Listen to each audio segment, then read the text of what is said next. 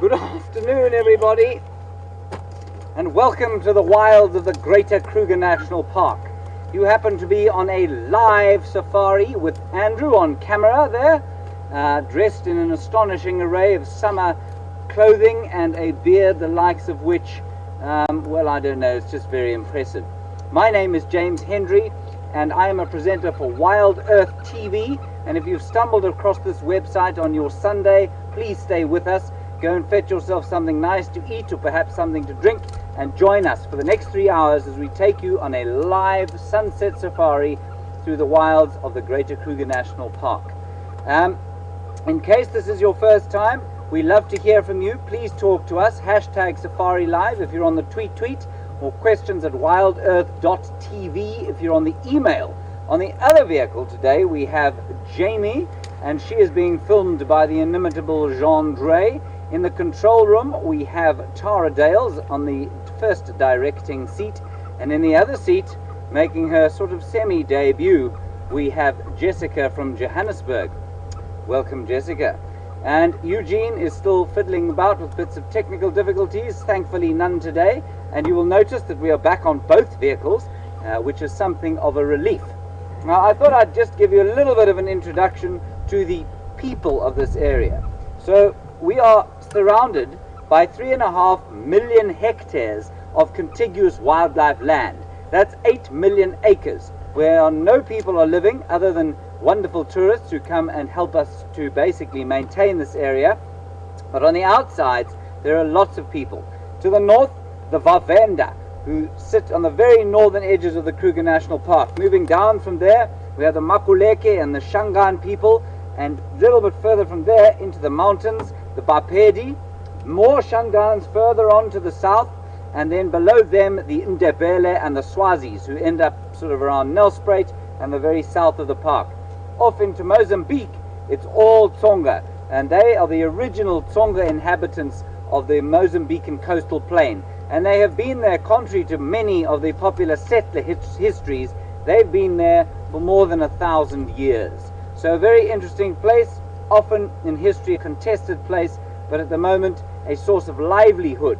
This huge expanse of wildlife land, a source of livelihood for a huge number of people. Now my plan this afternoon is to head off to the east to see if we can't find something on this pretty hot day. It's about 31 degrees centigrade, so we're going to pop around to the water holes and see if anything's deciding to drink. Jamie is around where some lions were found this morning. I don't think we're going to spend too long with them this afternoon until a bit later, because lions tend to do absolutely nothing during the middle of the day, and that's just not a hugely entertaining. Right, without further ado, I am now going to try and elegantly dismount this termite mound. You may have noticed a hornbill calling just when you came live.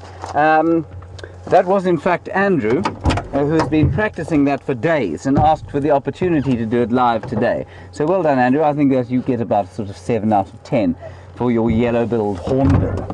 Now this grass I have not picked for the sake of picking grass or because I'm fidgeting. It has an amazing smell. Andrew, what do you think it smells like? Oh wow, almost sweet. It's sort of a sweetish, but when it's fresh it smells like turpentine. And it's a defense. It's a highly nutritious grass. It grows on these termite mounds like this, and it's highly nutritious, and for the life of me I cannot remember its name, but I will remember it as we're driving along, and it has a beautiful, beautiful smell. Right, I will remember it. It begins with a B. Right, here we go. Please remember, we do love to hear from you. If you happen to be a first-time viewer or a regular viewer who doesn't like to talk to us or is a bit nervous, please talk to us. We like to hear from you. Hashtag Safari Live or questions at wildearth.tv. The flies are out in force, so if you see a shadow falling over my face, that's normally Andrew savaging them on his beard. Check that all my plugs are in so that I may hear Tara Dales. There we go. been a very sort of quietish time over the last little while on Djuma. We're all with the centre of this lion conflict that's going on here at the moment, but for some reason most of the actual conflict seems to be taking place just east of us, or just north of us, or just south of us. It's profoundly irritating. And for those of you who don't know, and perhaps you're a new viewer, there is a huge amount of lion conflict going on at the moment. There's a big sort of territorial takeover from five young buck males.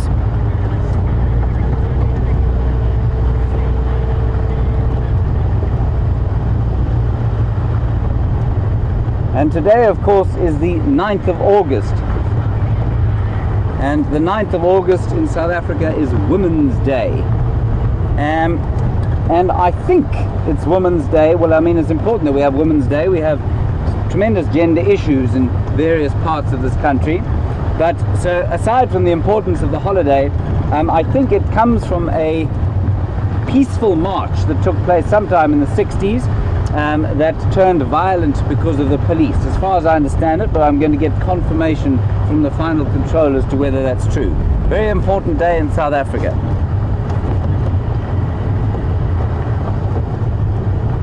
Indeed, the whole month is Women's Month.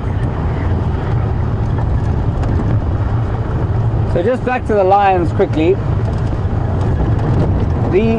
There are 5 young buck, big male lions called the Birmingham Boys. They've come in from the north and they're challenging the 2 big old boys who've been running this place for the last 4 years, called the Matimbas. That's totally normal, completely within the realms of expected lion behavior and expected tenure.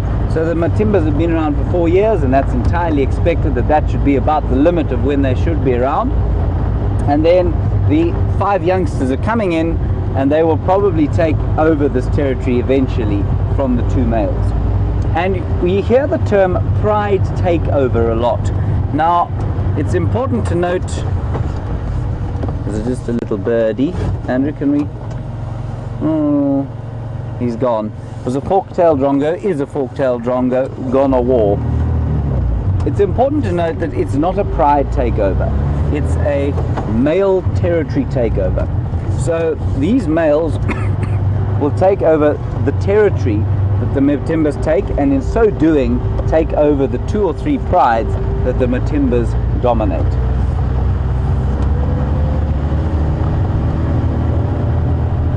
I know many of you have been watching this with great interest and worrying about the fate of various lions, and of course we've lost 2 of the Ngahuma pride to these 2 young bucks. One we think over a contest for food, and the other we're really not sure why.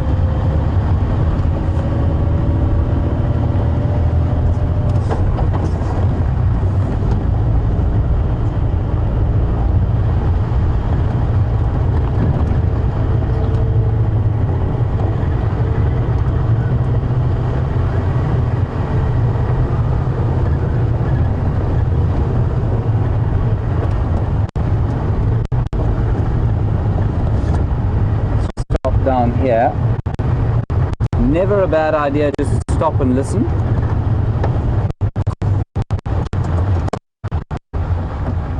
What I want to do is just pick up a bit of dung here, and I'll tell you why once I've picked it up.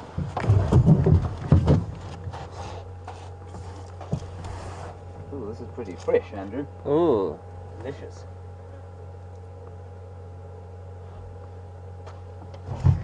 Thankfully it has a fairly hard crust to it. Is that okay? Yes. A decent angle? Yes. Right. The first thing to note, everybody, other than the fact that this is fairly grim, is that there are a number of insects in it. You probably can't see them from there. You may see the one crawling about. There's one there. And so this dung pile will provide huge amounts of food for various kinds of birds that like to eat grubs and insects and things, and even for birds like doves, which would normally select on seeds and that sort of thing. They'll come and eat the insects and things because there are absolutely no seeds around at the moment, or very few. because it is now the height of the dry season. The second thing to note is the amount of water in it. Can you see how wet it is, Andrew? Yeah. Now, this moisture comes from the amount of water that the buffalo, so I probably didn't tell you what it was, it's buffalo dung, comes from the amount of water that buffalo tend to drink. And buffalo need to drink a lot of water when the weather is like it is now, because the grass is very dry, and in order for their digestive systems to work properly, they need to have sufficient water. So the food isn't such a limiting factor for them, but the amount of water that there is. And you can see how wet this is.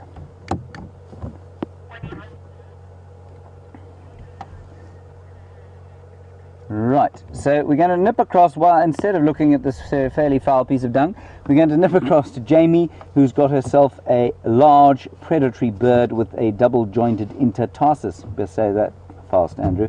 We'll see you just now.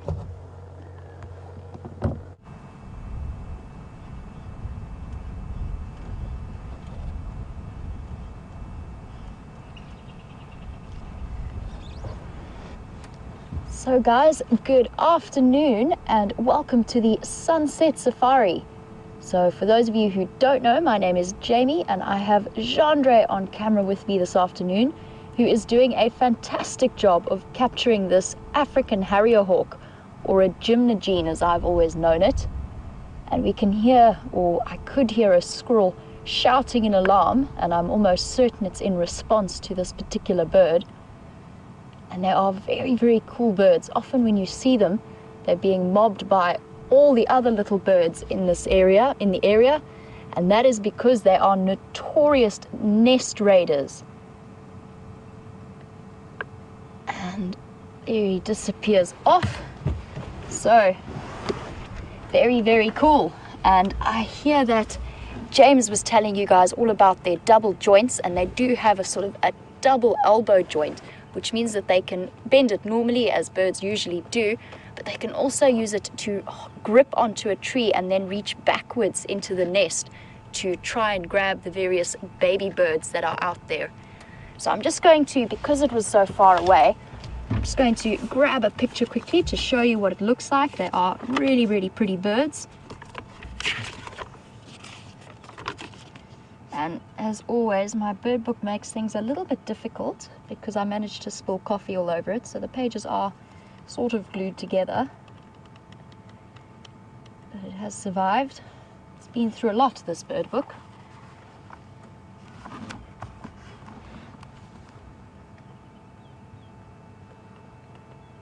So there we go. That's the bird that we've been looking at.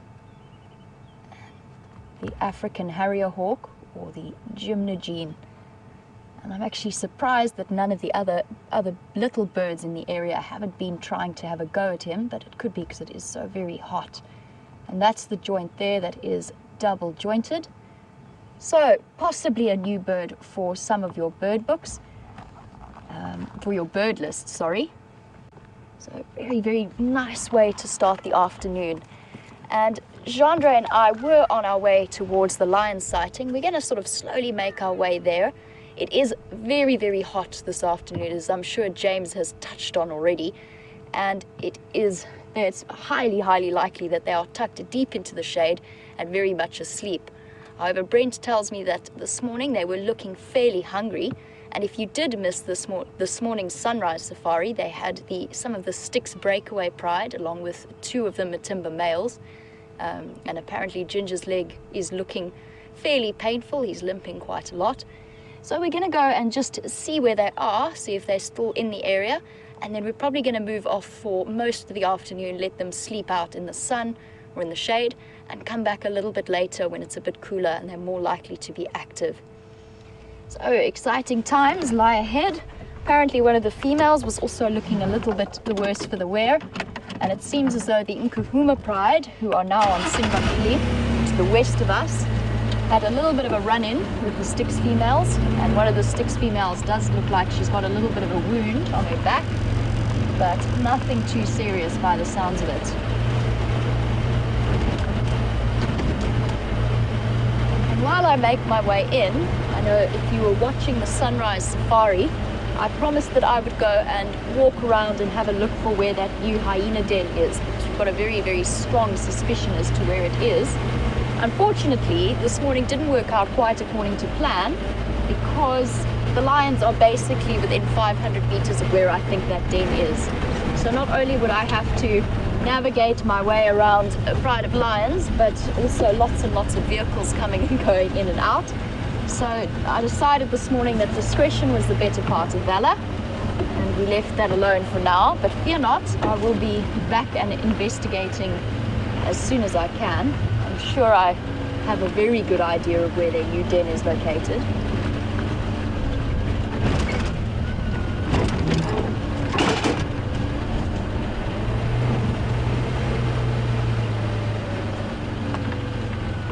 That is interesting, because it seems as though the sighting was in here.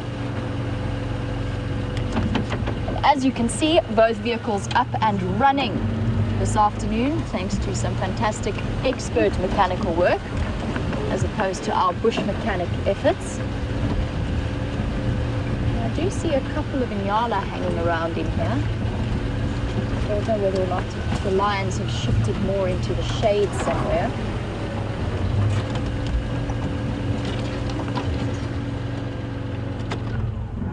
So here's our herd of Inyala. I would not be surprised if the lions have moved deeper into the shade. I'm certain that's what I would be doing if I were them.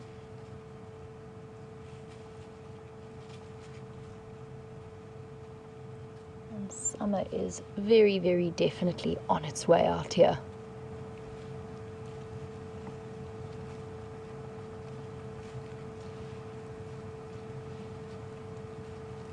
If you are joining us for the first time, this is a live safari.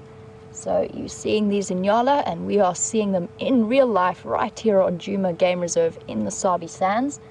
And if you have any questions or any comments that you'd like to make, you can feel free to do so on #SafariLive on Twitter, or email through to questions@wildearth.tv.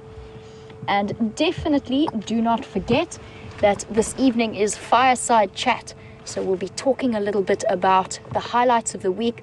Obviously, most importantly, our interaction between the Birmingham boys and the Matimbas, and then the subsequent death of that lioness, which is something that's been building over the last couple of weeks, as well as that amazing cheetah sighting that Brent had, and our wonderful, wonderful highlight, and certainly my highlight of the week, which is the wild dog sighting that we had. So guys, feel free to think about those topics for a while and send through your questions. Start sending them through now, and we'll sit and have a bit of a chat about it this evening. So now we've got to figure out where these lions have gone, because as far as I know, this is where they were lying. And I have a very strong suspicion that they are tucked away in that drainage line. The Inyala definitely don't seem to be too on edge. Keeping a watch on their behavior quite carefully. So it's not uncommon for prey animals such as Inyala or Impala, just because you're seeing them doesn't necessarily mean that there are no lions around. This is going to be a little bit tricky. It's a very thick block, and the elephants haven't done us any favors. I don't think I'm going to be able to sneak up around here. But it doesn't necessarily mean that there aren't predators around just because you're seeing animals like Inyala or Impala. So what will often happen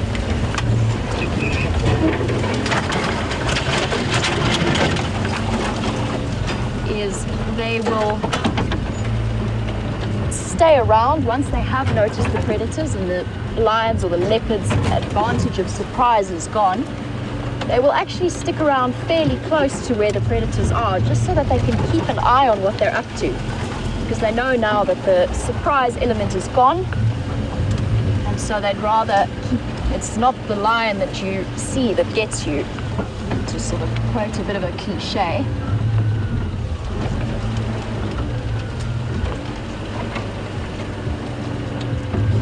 And to quote another cliche, apparently it's only mad dogs and Englishmen who go out in the midday sun. But apparently South Africans are fairly good at it as well. So I'm sure that these lions are in here somewhere. They've just shifted into thicker shade. So I'm just going to carry on. I haven't seen any tracks coming out of the block.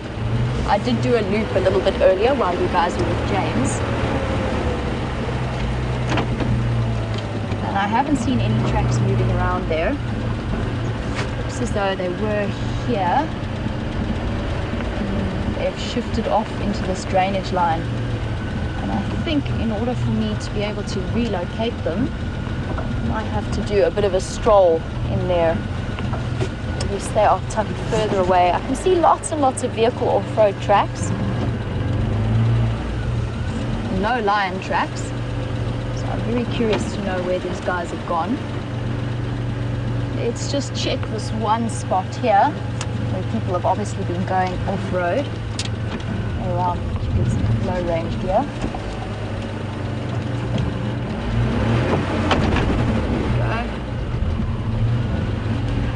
I'm just going to check in this little bit here where there's clearly fresh off-road tracks from this morning.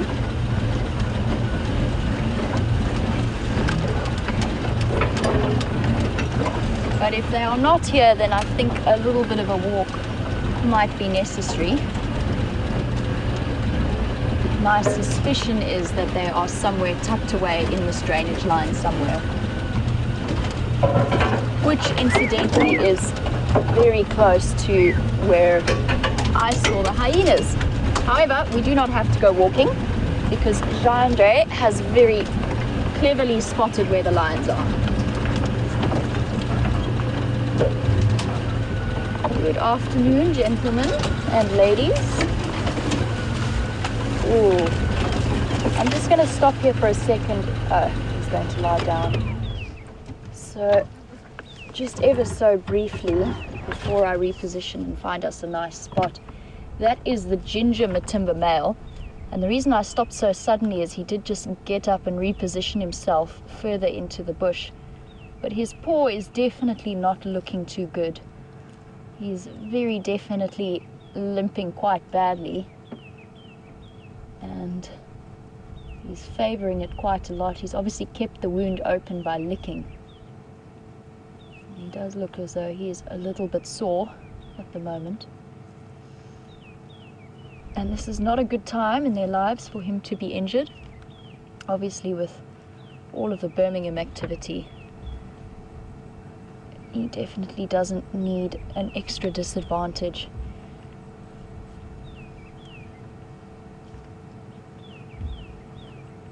There is a lioness off to the left of him, just to give you an idea of the layout of the situation. She's quite clearly tucked away comfortably in the shade there.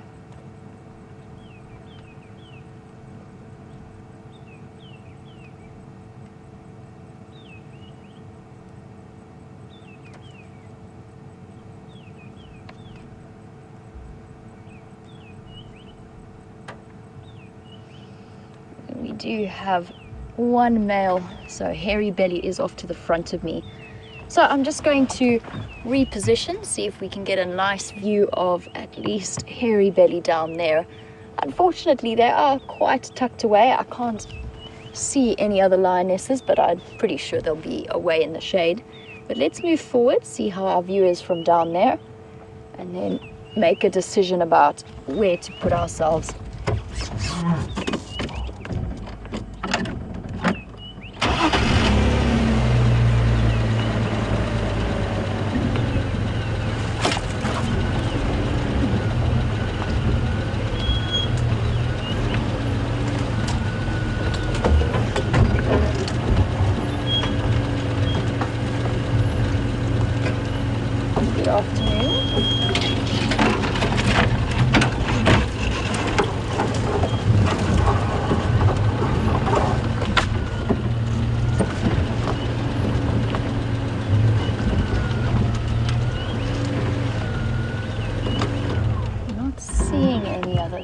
I think they're off in the back, in the bushes, right in the thick stuff. But we do have Hairy Belly on our right here.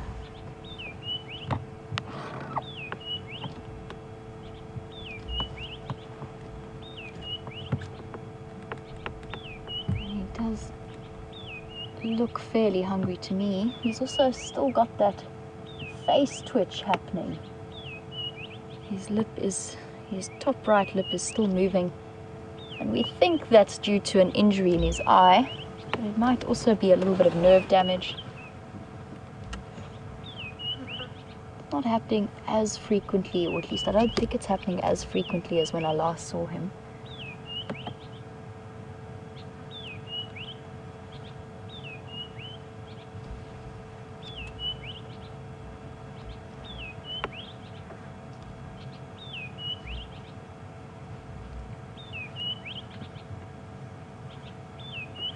Very, very much asleep.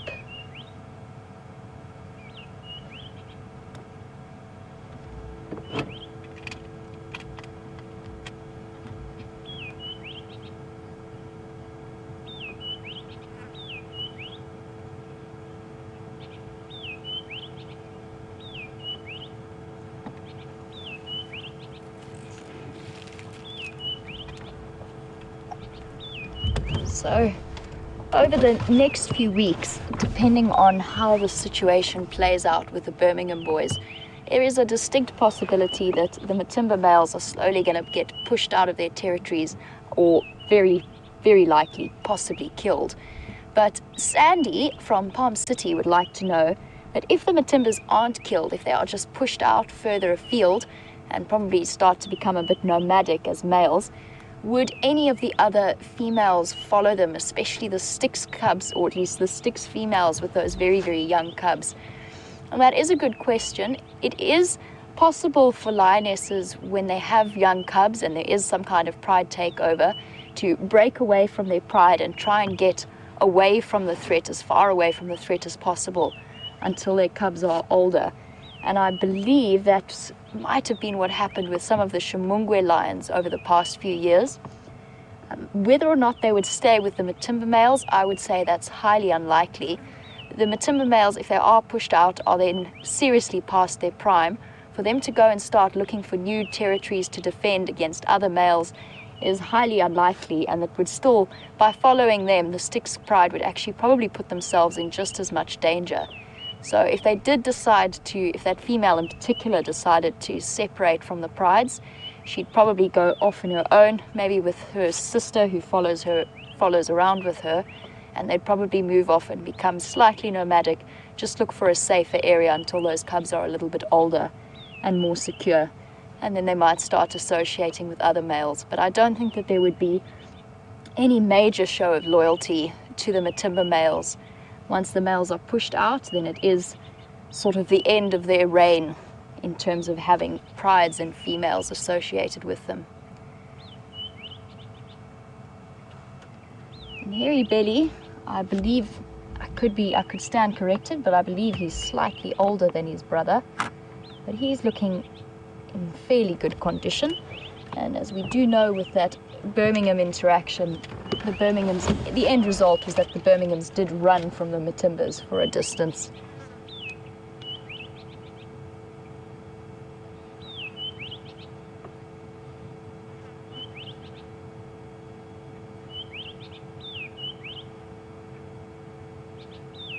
So Gada, you would like to know what bird is currently calling, so I'm just going to be quiet for a moment so we can listen nicely.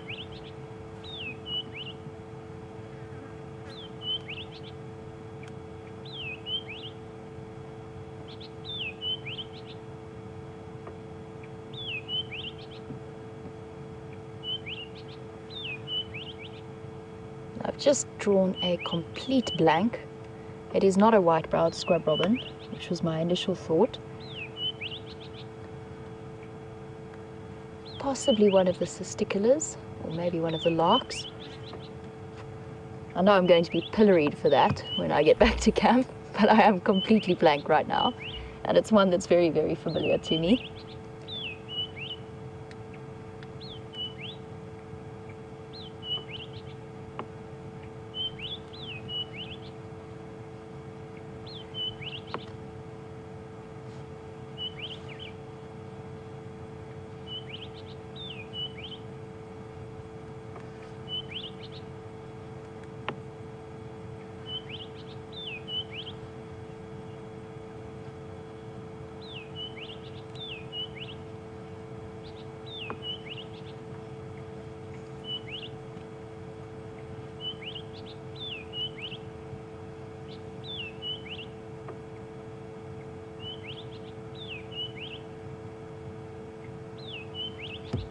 So while we're talking about the Birminghams and their interactions with the various females, and obviously immediately our minds all jump to the death of that lioness, and I know that there was some question about whether or not it was connected to the killing of that buffalo, so competition over food.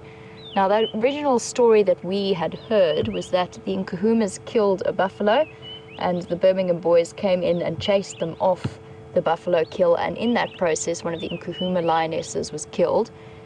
However, there were reports now that in fact the Nkuhuma lioness was killed before that, and then the Nkuhuma pride killed a buffalo and the Birmingham boys chased them off. So Rob, in the UK, you'd like to know what the sort of reason behind that is and why it would be that they would kill that lioness if it wasn't in response to food competition.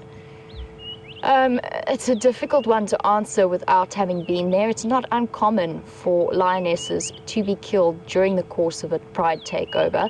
Obviously, the males are looking to spread their genes, so killing lionesses is not the most common approach, but it does happen. And it might just have been she was being particularly defensive of this area. They might have been confused by the sense of the males, so the Nkuhuma males, the Matimba males might have scent marked around that area, and it just brought out the aggression in the Birminghams. It might also have been a spillover defensive maneuver from the Birminghams after their conflict with the Matimbas, that they are just on the defensive and a little bit extra aggressive. It's very, very hard to say. I mentioned that she might have been protecting the sub-adult cubs, but it's all supposition on our part. But it is not unheard of for the males, sort of marauding males, to kill the odd lioness. Sure, and the one thing about a combination of heat and lions is that you do find yourself quite surrounded by flies.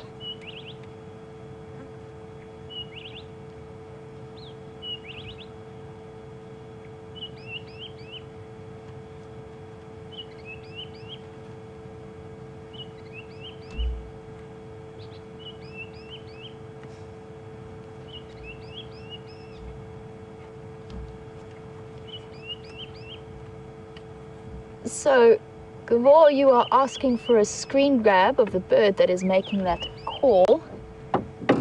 I think I've spotted it. Let's try and get around to it. I'll give it a go. And let's just see if maybe we can grab it. It is going to be tricky because the only angle I can get it at is probably straight into the sun. But shall we give it a try, Gendre? Give it a go. See how we do, and then return to these lines. And I am going to pose a question to all of you. These lines are not going to be moving, in my opinion, for the next hour and probably more. So I'm going to leave it up to you. If you'd like to stay and look at them for a little bit longer, we can. If you'd like to move on and look for something else, then you can send through that opinion to #SafariLive on Twitter or to questions@wildearth.tv. Never fear, I promise I will come back to them later this evening as it starts to cool down just before fireside chat. And don't forget that if you do have questions on this Birmingham male interaction with all of the other lions in the area, we will be talking about it a lot more at fireside chat this evening. So let me try and get that bird before it disappears off. I'm hoping it's the one that's calling.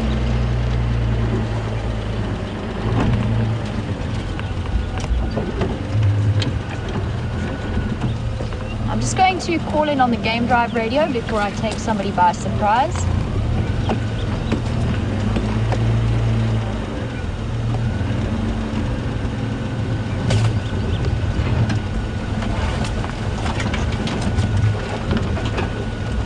Oh dear. Oh dearie me.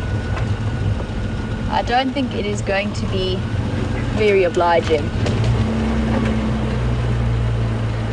But I did manage to have a better look at it. Okay, it has flown off. We're going to struggle to get it. It's one of the tiny little birds that's moving around. But if you give me a moment, I'm going to take us back to the lions, and then I'm going to get out my bird book because now I think I know what it is, but I just want to double check on that. And I just want to, before I do that, just call through on the radio while I reposition and let them know I'm still with those lions. Good afternoon, stations. Jamie, WildEarth. I've come back to the Styx and Matimba males. Still same position as they were this morning.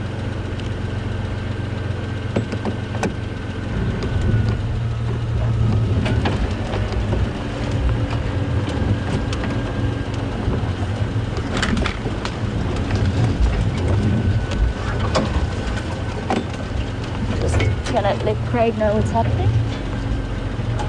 Standing by, Craig.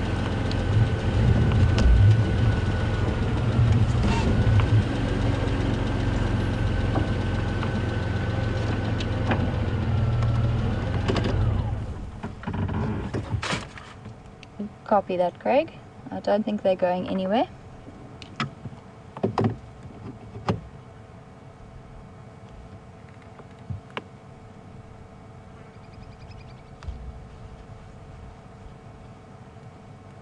And while he's got his back to us, I'm just going to have a look at that bird.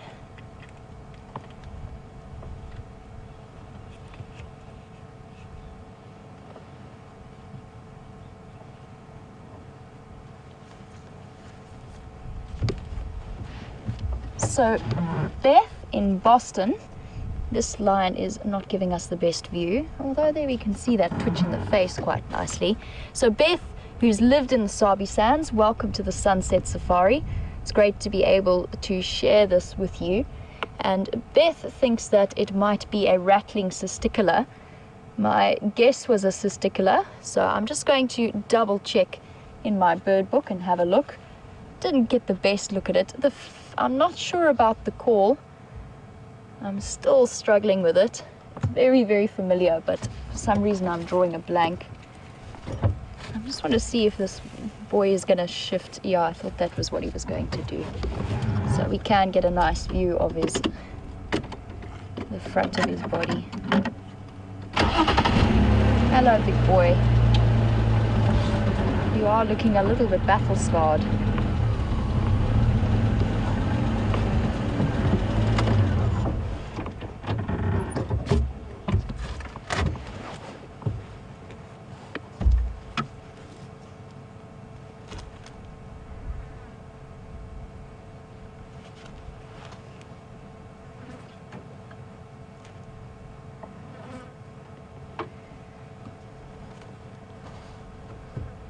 And it's so cool to be able to sit with these unbelievable wild animals and share that eye contact that we just had and that bit of a connection. And this boy, I was watching him over the last few days while he was mating with the Styx female. He has now finished that process, but he at least has had at least one last chance to pass on his genes. And Dorothea would like to know, when he was mating with that Styx female, how did they get together? Did he entice her to leave the pride, or did she voluntarily leave to join him? And it would have been a combination. She would have started scent marking and contact calling. Instinct tells her to start looking for the males, and they would have picked up on her scent and her calls and come searching for her. So it would have been a sort of combination. And then once he did get to the pride, what they tend to do just before the females are ready to start mating is they show very, very close courtship behavior, which basically consists of following that female around almost constantly, basically never going more than a meter from her, and behaving very aggressively to anyone else who sort of approaches her, whether it's a female or another male. They tend to be very, very possessive over a female that's about to come into estrus. And then eventually when she was ready to mate, then they just would have naturally moved off slightly. I just want to have a look at something on his belly.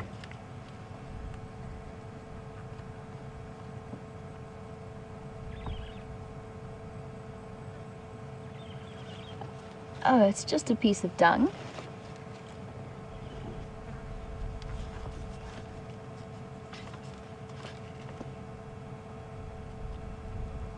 So I just want to do one quick check of that bird. Cisticula.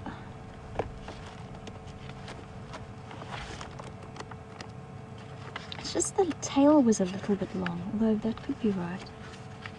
It was just, the tail was just that little bit too long for a rattling cisticula.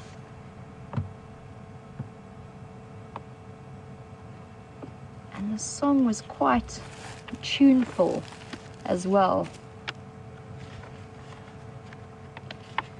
So I'm afraid I'm going to have to get back to you on that bird question because I'm not entirely sure what it was. I'll have a look while you guys are back with James and I'll let you know. So guys, we're talking a lot about hairy belly and the ginger male, but when we refer to the females, we don't really refer to them by individual names. And we have a question about why lions are not individually named like the leopards are. And that is from Gramino from Ohio. So welcome to the Sunset Safari. Generally that's because you've got more lions than you do leopards for a start, at least that you regularly see. And it's not really necessary because lions are pride or social animals. So it's worth giving the females a sort of overall name.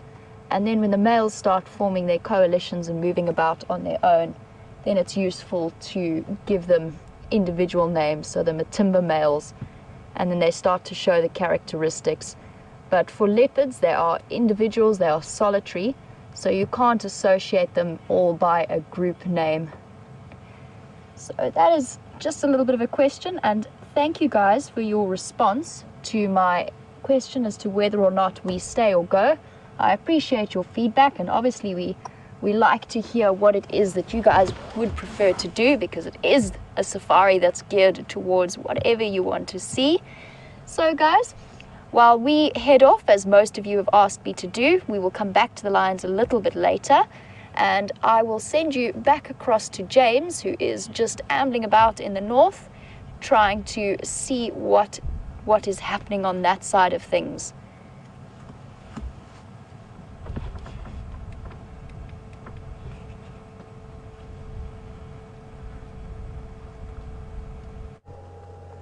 Hello everybody, welcome back to Wendy, where you have caught me red-handed eating a red thorn tree. And I've been looking for one of these for a while. Now I'm going to give some to my old pal Andrew here, who was masquerading as a hornbill earlier, as you know. And this bark is very sweet in comparison with all the others that I've ever tasted. Yes? What do you think? Kind of tastes meaty. No, it doesn't taste meaty, Andrew. It does have a meaty taste. But it's got a sweet taste. Bit of sugar? Yeah. And the elephants love this tree. And I think that's why. It's got all of the acacias, when you get to the inner bark, this stuff's a bit dry. It's a bit like biltong, really. Yes, it tastes like biltong. It tastes like biltong. And I'm not sure it's ever going to go down with quite the same success that biltong has in the culinary annals of South Africa. But nevertheless, it's got a very pleasant taste. So that's the red thorn acacia gerardii. And like I say, all the acacias tend to taste very good. But not like this. This one is by far the best. The knob thorn tastes far less sweet. And it's actually very pleasant to chew on. I highly recommend it. If you happen to be near a forest of acacia gerardii trees, then go and pick yourself some bark. At the risk of being rude, I shall toss it out. Now, the other thing I had to tell you, Andrew, where's my grass? Here it is. This grass that I couldn't remember the name of, and we did have a couple of guesses from the Twitterverse, including from Eric in Orofino. It is.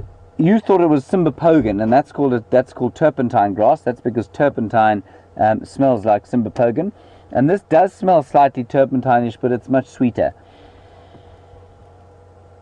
And its actual name is Bothria cloa in sculpta. Say that, Andrew. Bothria cloa in sculpta. No, Bothrio cloa. Bothrio cloa. There we go, Bothria cloa in sculpta. And it's very good grazing grass before it turns to this extremely aromatic sort of chemical protection that it has.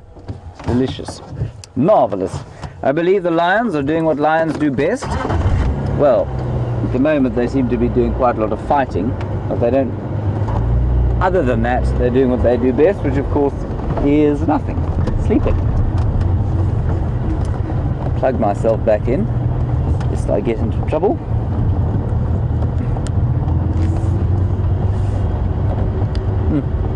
I really like that red thorn. So it's still very hot, everybody. Where's my radio? Andrew, jeepers, I'll get out of the car for 2 seconds. I can't find anything.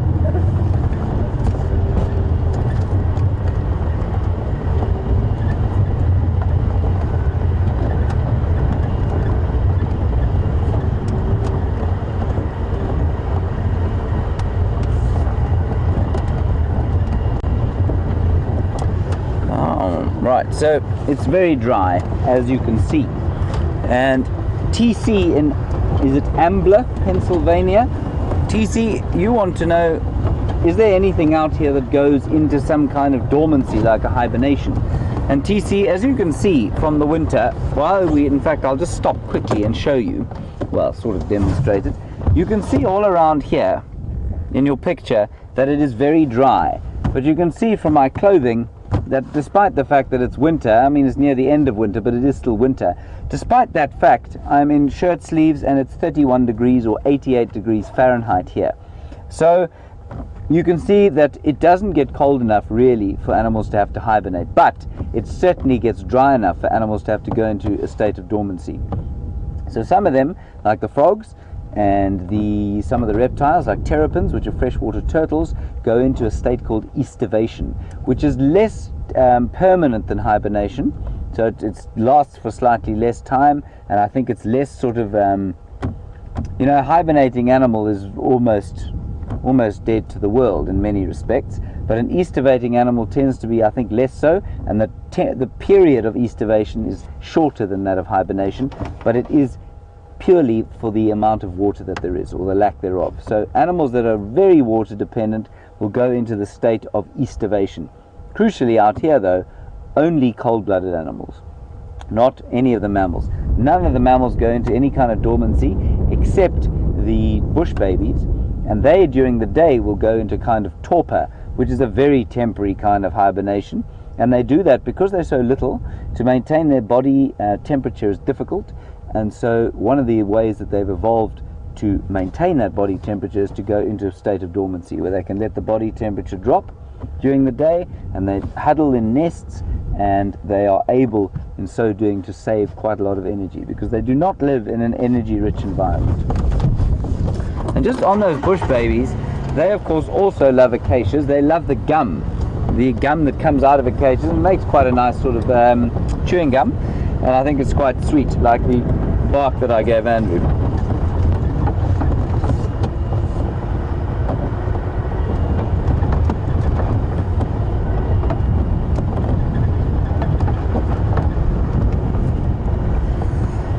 So, a lot of the questions that we get about the winter and that sort of thing has to do with migrations and animal movements and that sort of thing. And Asif Ali, I'm not sure if I've heard from you before, Asif, but welcome. If I haven't, if I have, I apologize, and if I haven't, well, you're most welcome, and thank you for your question.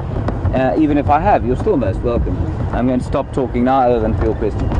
Asif, you want to know about wildebeest, and why don't we get lots of them here? Look at that basilia going down there. Sorry, Andrew, I've really put you in it there. It's taking off again. Never mind. We'll go around that way, Andrew. Don't worry about it. We'll go around there. I don't think it's anything particularly astonishing. Okay? Asif, we do get wildebeest here, just not very many. And it's not because of a migration.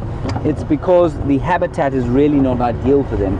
They're like open grasslands, and as you can see all around us here, we have basically what's known as sort of bushveld, and the official term for that would be woodland. So it's largely combretum and acacia woodland, so quite woody, not huge open clearings. And the wildebeest really like those open areas where they can see predators, and they are of course designed to migrate, and they used to in this area, so there used to be more of them here.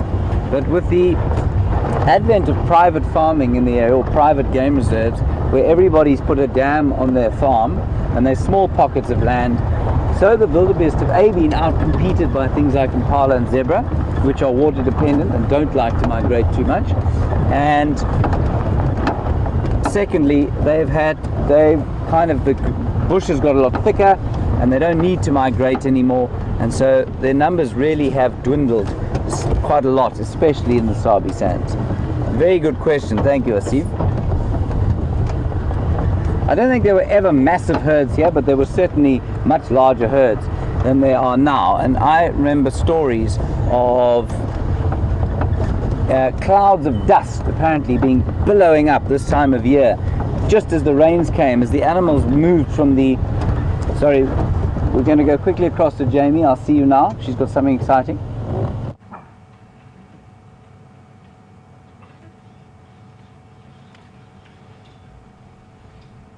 So guys, welcome back, and sorry to interrupt you quite so dramatically.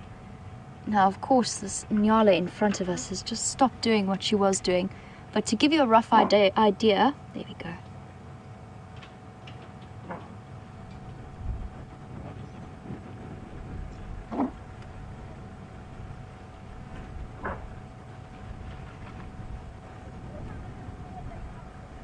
So that termite mound that's behind her, and just to the right of that, we are probably about 20 meters away from the lions. And we stopped here because we noticed the Inyala moving in their direction. So we just wanted to see what would happen. Now my prediction was that they'd catch sight or catch wind of the lions and bark and run away, which pretty much seems to be what happened. The rest of the group has scattered away. But this female still hasn't quite worked out which direction the threat is in. So she's barking instinctively in response, but she hasn't actually moved away from where the lions are, and she is one of the closest ones. Now my suspicion is that nothing will happen in terms of a hunt, but you never know because lions are such opportunistic creatures. It could be that they might jump up and have a go. And I think that is... There we go, yes. There's a lion tucked away there. That is where we left Hairy Belly. You can see she's still shouting, but she hasn't worked out where the threat is coming from. She is just desperately sniffing, but unfortunately for her, the wind is swirling around. You could see her ears rotating in different directions as she tries to just get an idea of where the threat is. And I think here instinct is telling her to go back from where she came from.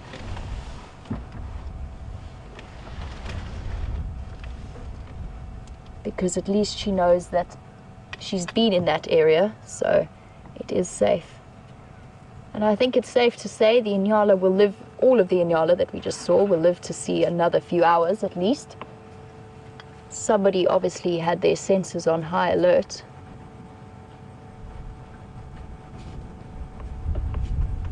And they don't quite know just how close to death they came. And lions, shame, she's still barking. She's not quite sure what's going on. She just knows that it's safer to go back in the direction she came from.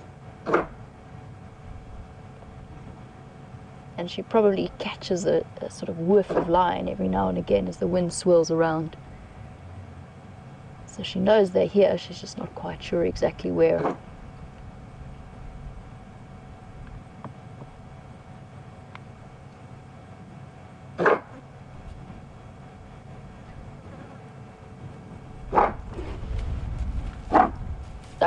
She's done. She's not going to try and figure out exactly where it is. She's going to head back for the safety of where she came from.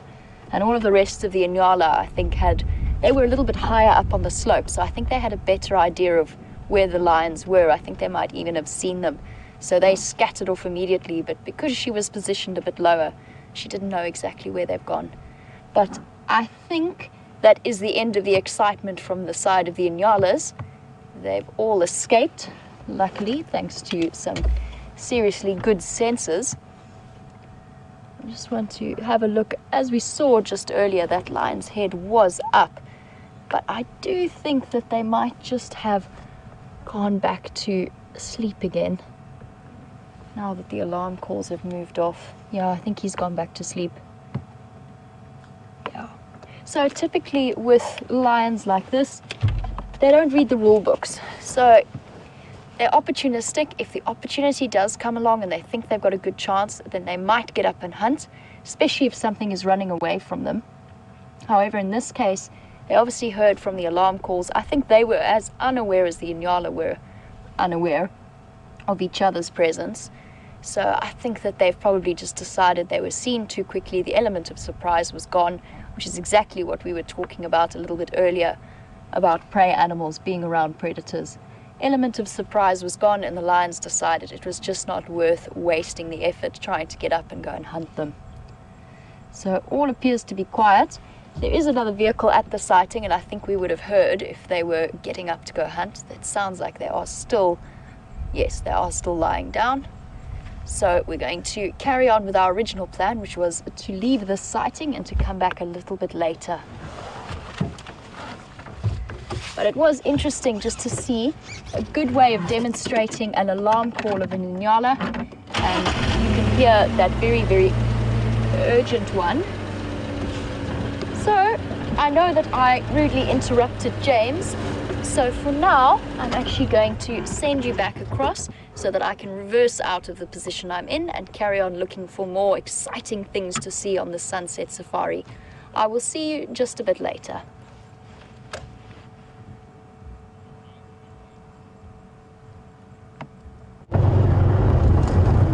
Hello everybody, welcome back. I believe that the lions were a little bit gormless about trying to find themselves something to eat. Sorry about that. Nice for the Nyala, possibly not so nice for you. Well, maybe you were rooting for the Nyala. I hope you were. Anyway, I was waffling on about wildebeest and their migrations in this area, and there's a river north of here called the Timbavati, and it's a classic low-filled river, mostly just sand on the base. And then down south of here, about 2 kilometers away, oh, there's a giraffe, we have the Sand River. The Sand River is perennial, the Timbavati is annual, and there did used to be a migration of wildebeest between the two that apparently threw up huge clouds of dust when it started to move. There's a giraffe there, and we are going to have a look at it. Andrew, film it and don't make a mess.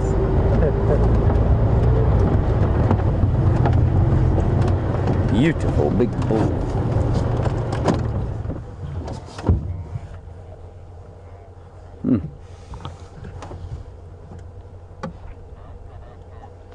Beautiful bull giraffe. Andrew, how can you tell he's a bull? By the baldness on his ossicones. Yeah, that's correct, Andrew, by the baldness on his ossicones. Apart from the obvious, of course. And his ossicones, in case you didn't follow Andrew's rather scientific explanation, are his horns. He's rather a magnificent fellow. We'll try and get a little bit closer to him. He is unfortunately heading out of this reserve, which is very consistent with my luck over the last few days. Oi, stop.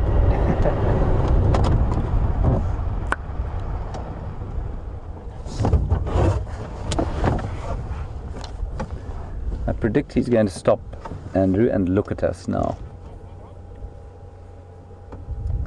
There's also a brown snake eagle behind him in the tree. Oh, he's going to have a little bit of a bite to eat. And let's just check what he's eating. I'm fascinated by what the giraffe eat at this time of the year. And he's eating something called a jacket plum, or Papia capensis.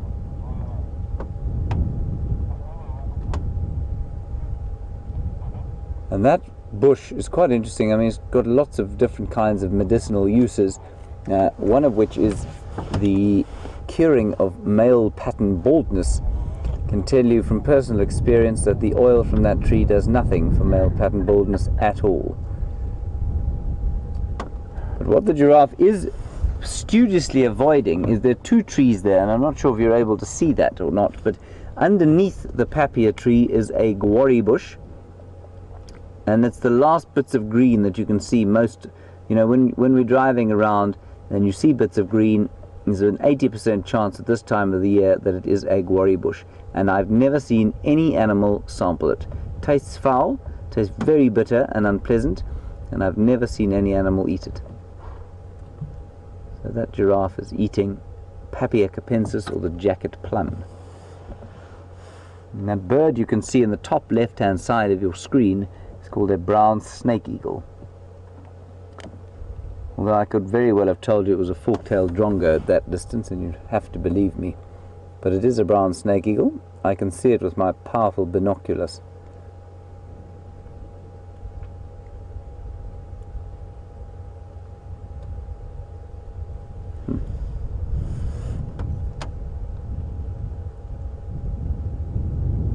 Lovely gentle breeze coming out of the east,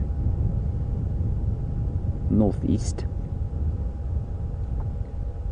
cooling us down a bit. So 31 degrees for the 9th of August is pretty warm. I don't think it's often this warm at this time of year. Certainly next month it'll get very hot. This is quite unusual.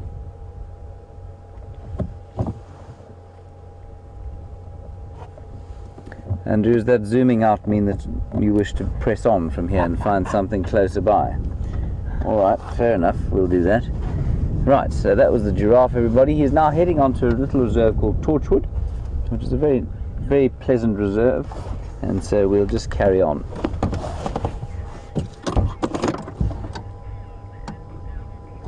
Oh, let's just have a, sorry, we're going to have a question about the giraffe. On his tail there, Andrew, please zoom in. Lisa, you want to know if it's true that he has the longest tail of any animal in the animal kingdom. Lisa, I suppose the very longest giraffe tail in the world is possibly, you know, you can see the hair on the bottom there. Some of them, the hair can get quite a lot longer. It can go down onto the ground. But if you compare it with, say, a huge crocodile's tail, which can be 2 meters long, I wouldn't say so. Is it the longest mammal tail? Andrew, can you think of a mammal that might have a longer tail? That may well be, you know. Lisa, I think you're probably right. I think that probably is the longest mammal tail that there is around. Obviously the dinosaurs had substantially longer tails, or some of them. Interesting. Thank you for that, Lisa. Alright, Andrew, you may now zoom out and we'll press on. Try and find you something that captures your imagination slightly more than that giraffe did. Right, here we go. So we've come back out onto the eastern boundary.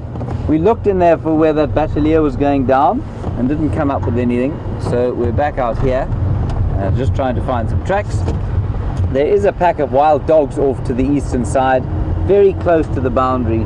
So I'm just going to lurk around here for a little while.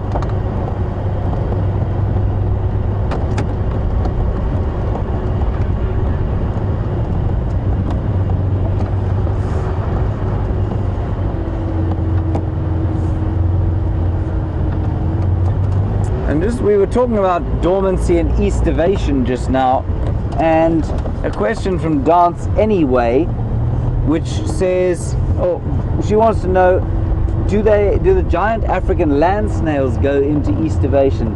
And Dance Anyway, I don't know. I suspect not. I think that they probably only last for a season. Mate, lay eggs. The eggs are probably in the soil, and then when the rain comes, they'll come out. I really don't think that they survive throughout more than a season, but I might be wrong. I don't know a lot about them. Good question. We'll try and find out.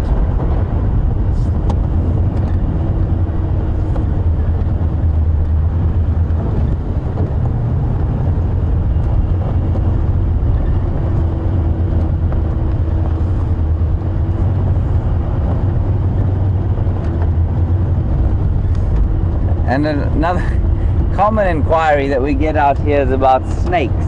And Sharon in Pittsburgh, you want to know if any of them gather together at night for warmth. No, they don't. There are no nests of vipers around here that we are likely to fall into, but they do come out at night, and they come out and they lie on the roads which have warmed up, especially around this time of year. So these sort of open areas warm up in the sun, and then there's just like a rock basically, and the snakes and other reptiles will come out and lie on them in the evenings. But they don't tend to hang around in big groups.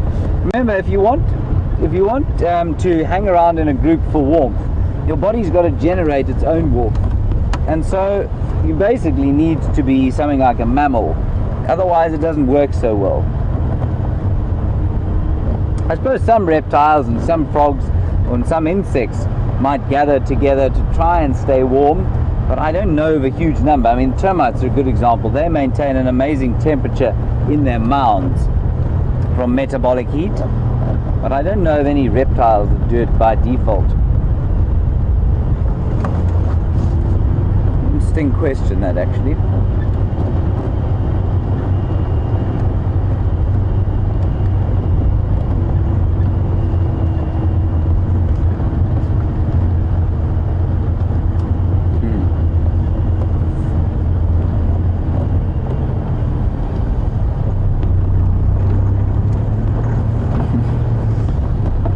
While we're driving down here, looking at the dust kicking up, what have you spotted, Andrew? Bird in the tree. Where? Just up here. Stop shouting at it, it'll fly away. Where? Absolute nonsense, Andrew. Where is it? The viewers can see it. Can they? Oh, look at that. Well spotted. I take it back. Well done, Andrew. The lilac-breasted roller. Now, that's a fairly common bird around here, but one of our most beautiful species. Lilac-breasted roller. So named because of its what breast, Andrew? Lilac. Yes, lilac breast. Well done. And he is sitting there looking for insects on the ground. That's generally his modus operandi, is to fly down, grab a grasshopper or something off the grass, fly back up to the same perch quite often. And that's different from the fork-tailed drongo, for example, which likes to hawk. Now, to hawk means that you grab the insect out of the air. Here we go. Spotted something, grabbed it, swallowed it, and is going up to a different perch, naturally, just to prove me wrong. We'll just go and catch up with him now. I think he's going to land. Here we go. Very nice. You can saw the beautiful flash of blue on the underside of his wings. Really lovely to see. So we'll go and have another look at him and just get on to that question about the mud. And that's John.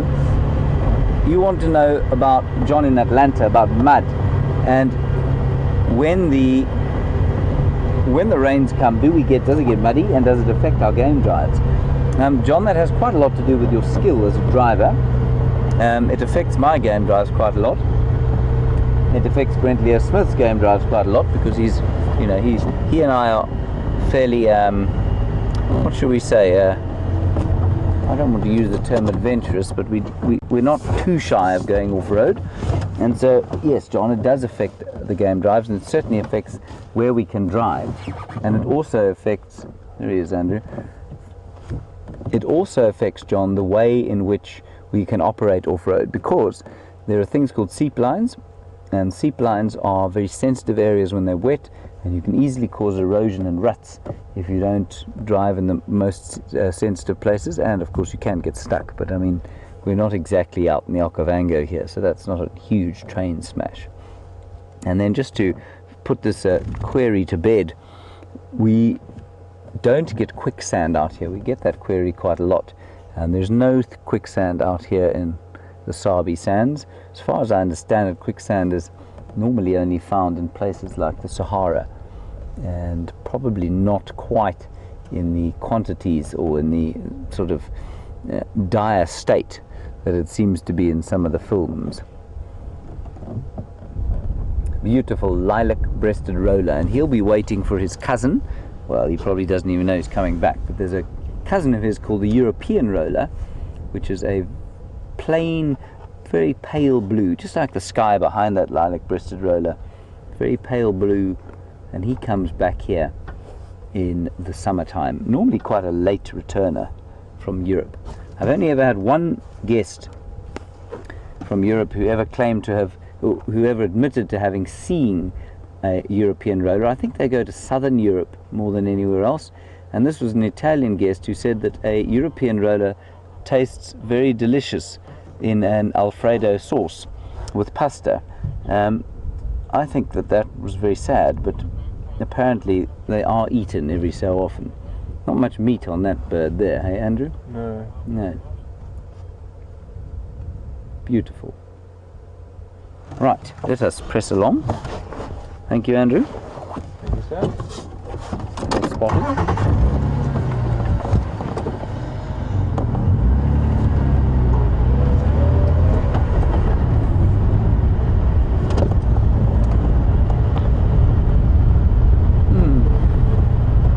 Very pleasant afternoon out, I must say.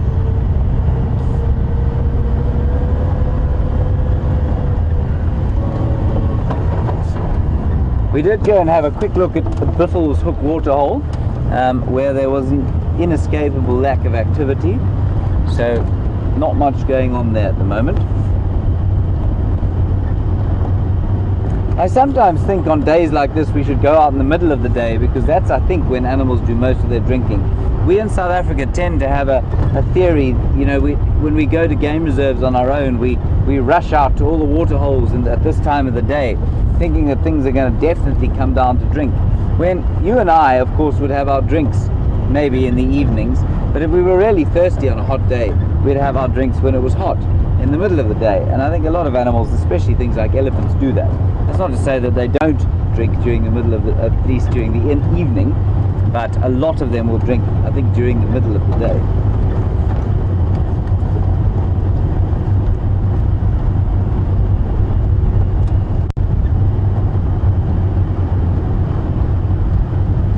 And I'm just going to recap the name of that grass that I found when I did my opening today. Very aromatic, sort of sweet, slightly sort of turpentine-y smell. Andrew, do you remember what it was called? No, not blah, blah, blah. It's known as Bothria cloa in sculpta. Bothria cloa. I think there are a few different Bothria cloa species, but that one's the one that likes to grow on the termite mound. Bothria cloa in sculpta. That's for Raisa. Thank you for caring about our grasses, Raisa.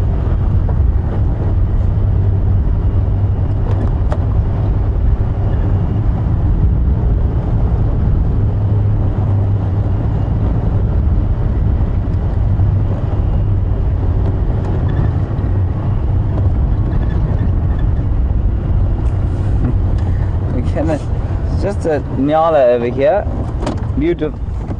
beautiful bull, and we're going to nip across to Jamie, who apparently has got herself into a thorny situation.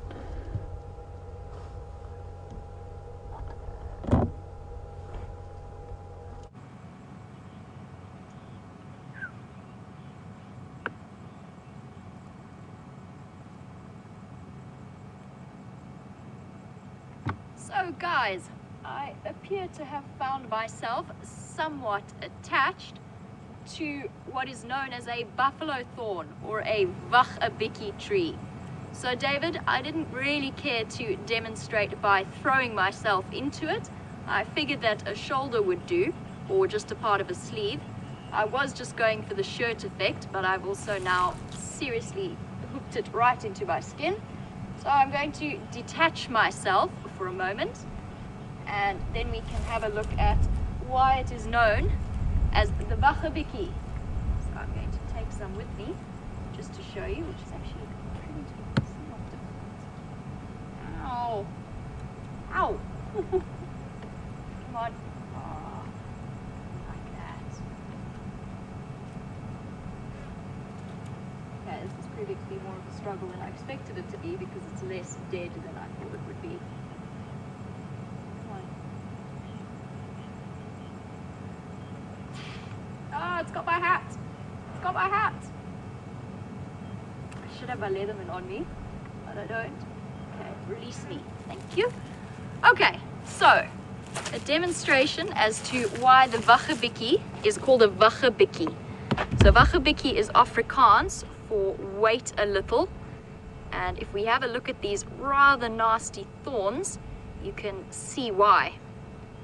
So there's the nice straight ones to jab you, and those incredibly hooked ones to keep you there. And a very, very nasty tree to go wandering into. One that you'll find that when you're a beginner guide, you learn to avoid very, very quickly. And for that exact reason. So if you are following a guide walking through the bush, and you see that they walk into one bush in favor of avoiding another, it's usually either a knob thorn or a waggebikkie. And I'm pretty sure that some of it is still stuck in my shoulder. I'll be plucking that out later tonight. But at least I managed to get myself out unscathed. I do apologize, David. My commitment to the viewers is there, but it does not extend to jumping full body into a buffalo thorn. I did have somebody cut down one and landed on my head once, which was a highly unpleasant experience and one that has made me fairly keen not to encounter them too closely again. So I'm just going to hop back in. Have you got it, Chandra? Cool. So let's hop back in, and then we can talk a little bit more about the buffalo thorn and its various names. The Afrikaans one, waggebikkie, or wait a little, is a fairly self-explanatory one, because the minute you find yourself attached to one, you have to wait a little in order to get out of it. But it's also known as a buffalo thorn, and one of the sort of stories behind that is because buffalo were rumored to, when they're hunted by lions, to back into these thick bushes to try and protect their rear end and then use their horns to protect their front end. Definitely more of a myth than anything else. It's not really borne out by the practice.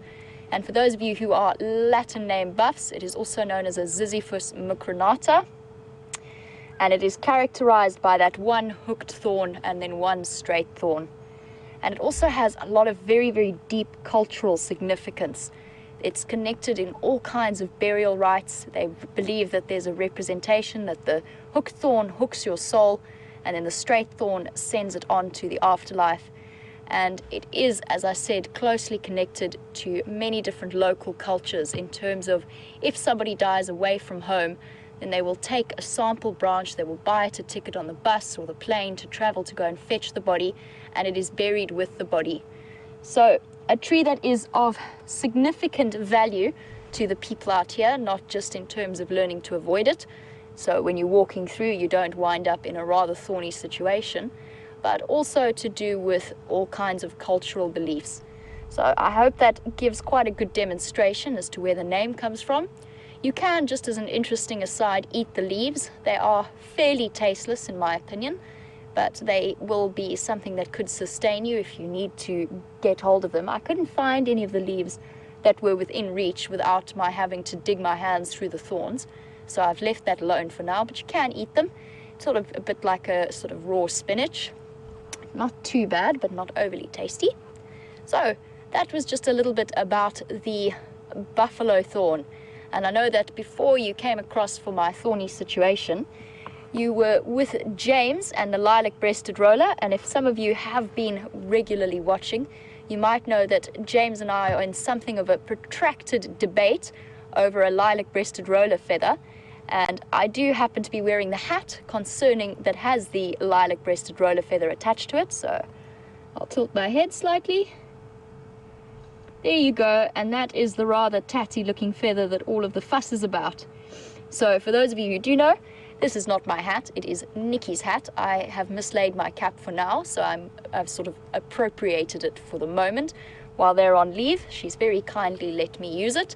And James is convinced that he wants this feather, and he is spreading these terrible stories about me stealing it from him, but in fact it is Nikki's. And I believe that somebody has offered to get him some rare coffee in return for a lilac-breasted roller. So that is his story. My story is obviously the truth, and I'm sticking to it. And I'm going to protect Nikki's lilac-breasted roller feather for as long as I can. And I think it might be time to hit the road and see what we can find out. So guys, I hear that James is in trouble and needs your help, so I'm going to send you back across to him and I'll find out what mischief he's been up to.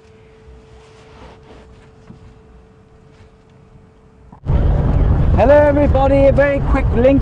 I believe there was a leopard at the Gari waterhole or the Djuma Dam Cam. We're on our way there at 150 miles an hour. If you wouldn't mind just telling us which way it went. We didn't manage to see it, so please won't you tell us which way it went and which side of the dam it was drinking. So which way it went and which side of the dam it was drinking, and we're going to link you back to Jamie, so please tweet it through or email us and I'll get back to you now. We're going to try and find it here.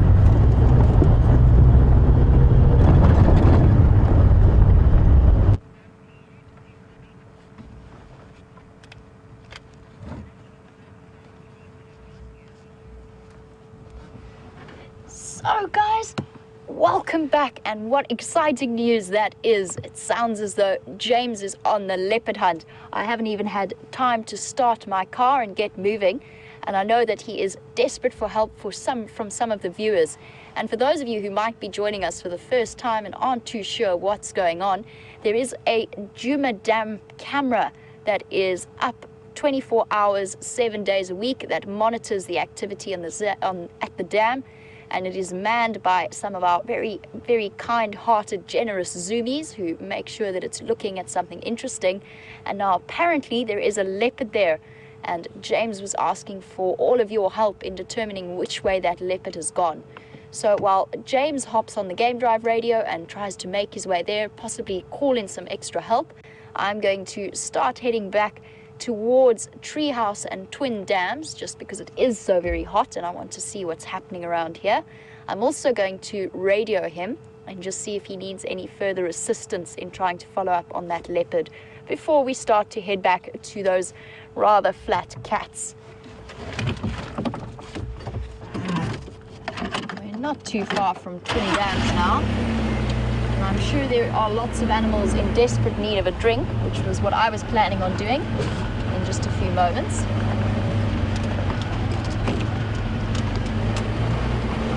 James for Jamie.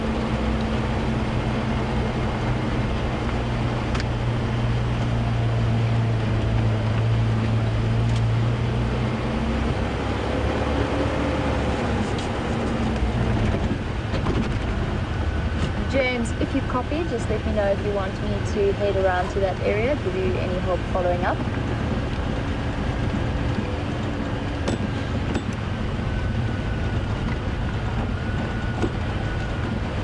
Yeah, sorry James, I just wanted to check, just let me know if you want me to head up to that area and help you follow up.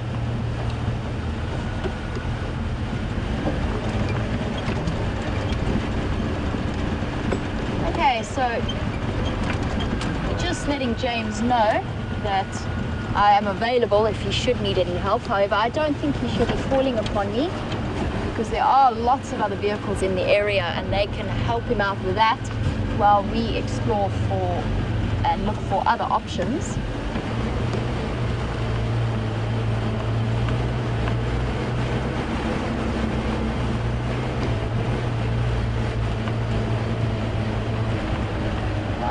Checking nice and carefully around Twin Dams, which is not so much twin anymore and certainly not really what I would consider to be a dam.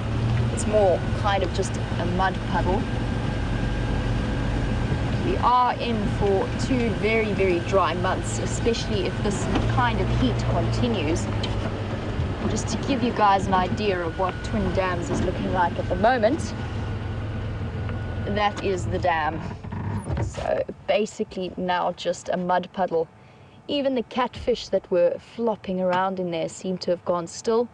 They've probably moved into their estivating state somewhere underground, covering themselves in mucus and just hiding away there. So not so much a dam as a mud wallow. And very, very soon, I would say, if this temperature, if this heat continues, There's probably only going to be water left for maybe another week or so at the most. And we won't be expecting our rains for another few months yet, probably only in October or November time. End of November is when we start to get the really big rains, if and only if they decide to happen this year, since they didn't really last year. So James is still following up, and I'm going to keep you guys with me for now and see what else we can find in this area.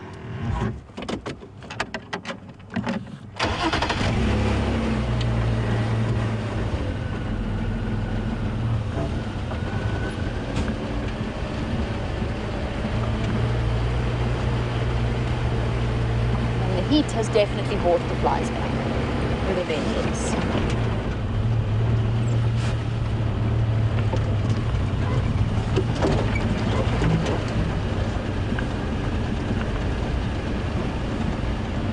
So I was out and about this morning for a while, just looking for any kind of tracks. Oh, elephant. That was a surprise. That's nice.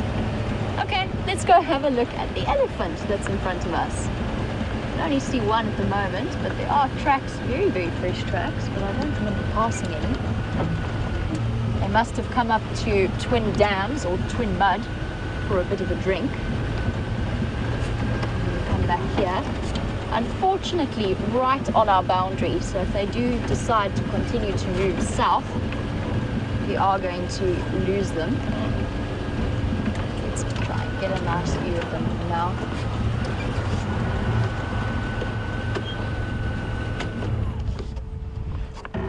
So we've got at least 3, one little one and then a big female on the left and then a younger one off to the right.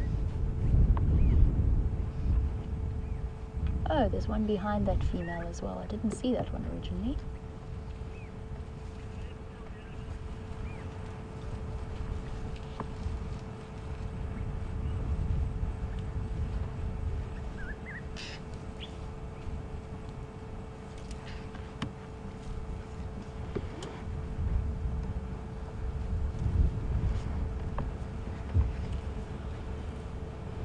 Unfortunately, one result of this is that we are on a main road, although this car that's coming up behind me has got plenty of options in terms of going around me.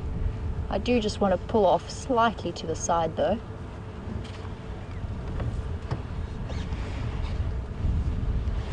Let's see which way he's going. Okay, let me just shift slightly so that he can get around and stay with these eddies when he does so.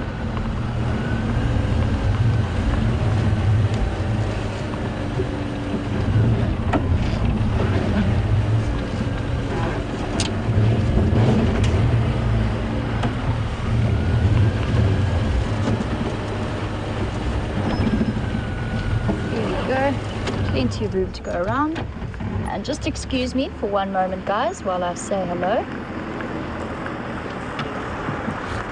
Afternoon. Good, how are you? Hi guys.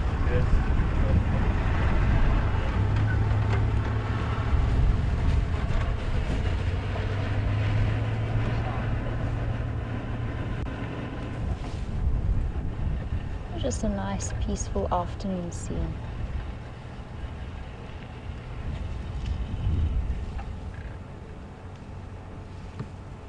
That little one who's coming across from the right is probably around 2.5, coming up to 3 now. Still fairly young.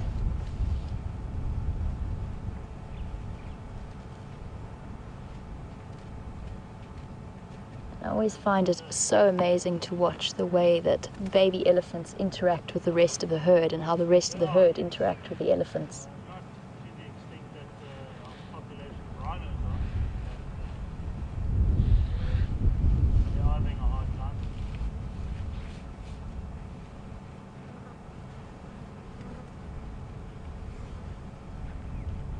See, their ears are just flapping quietly or fairly slowly in the breeze, but it will have been a hot day for them, so I wouldn't have been surprised if they've just been up to Twin Dams for a bit of a wallow. Although they don't look to be too covered in mud. In fact, I don't see any fresh mud on them. So maybe not. They might have just gone for a bit of a drink. And we do have 2 more approaching from the left. I'm going to come across, just see if they come and say hello. I'm not sure. One of them has definitely, that is approaching from the left, has definitely been wallowing in the mud, so it probably came from twin dams. I knew I saw tracks around there, so I was a bit surprised to see that none of these guys had any fresh water or mud on them.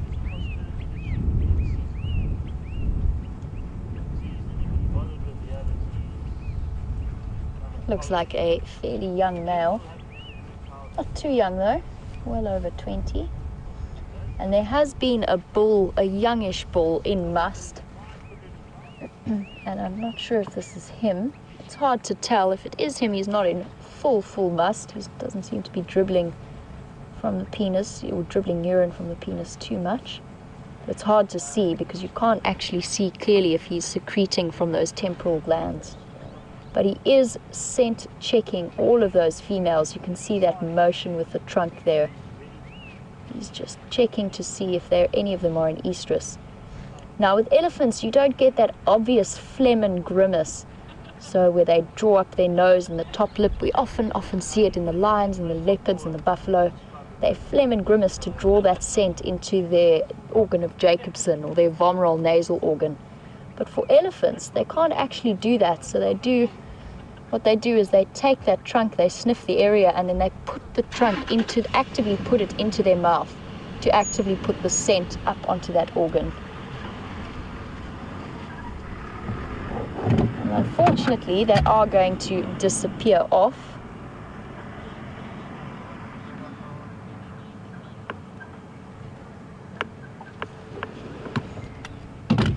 So guys, it looks like they are disappearing off, but I'd like to just talk a little bit about that male's behavior, because I think that it is the male that was in must, just judging by the way he scent tested all of those females as they walked past him.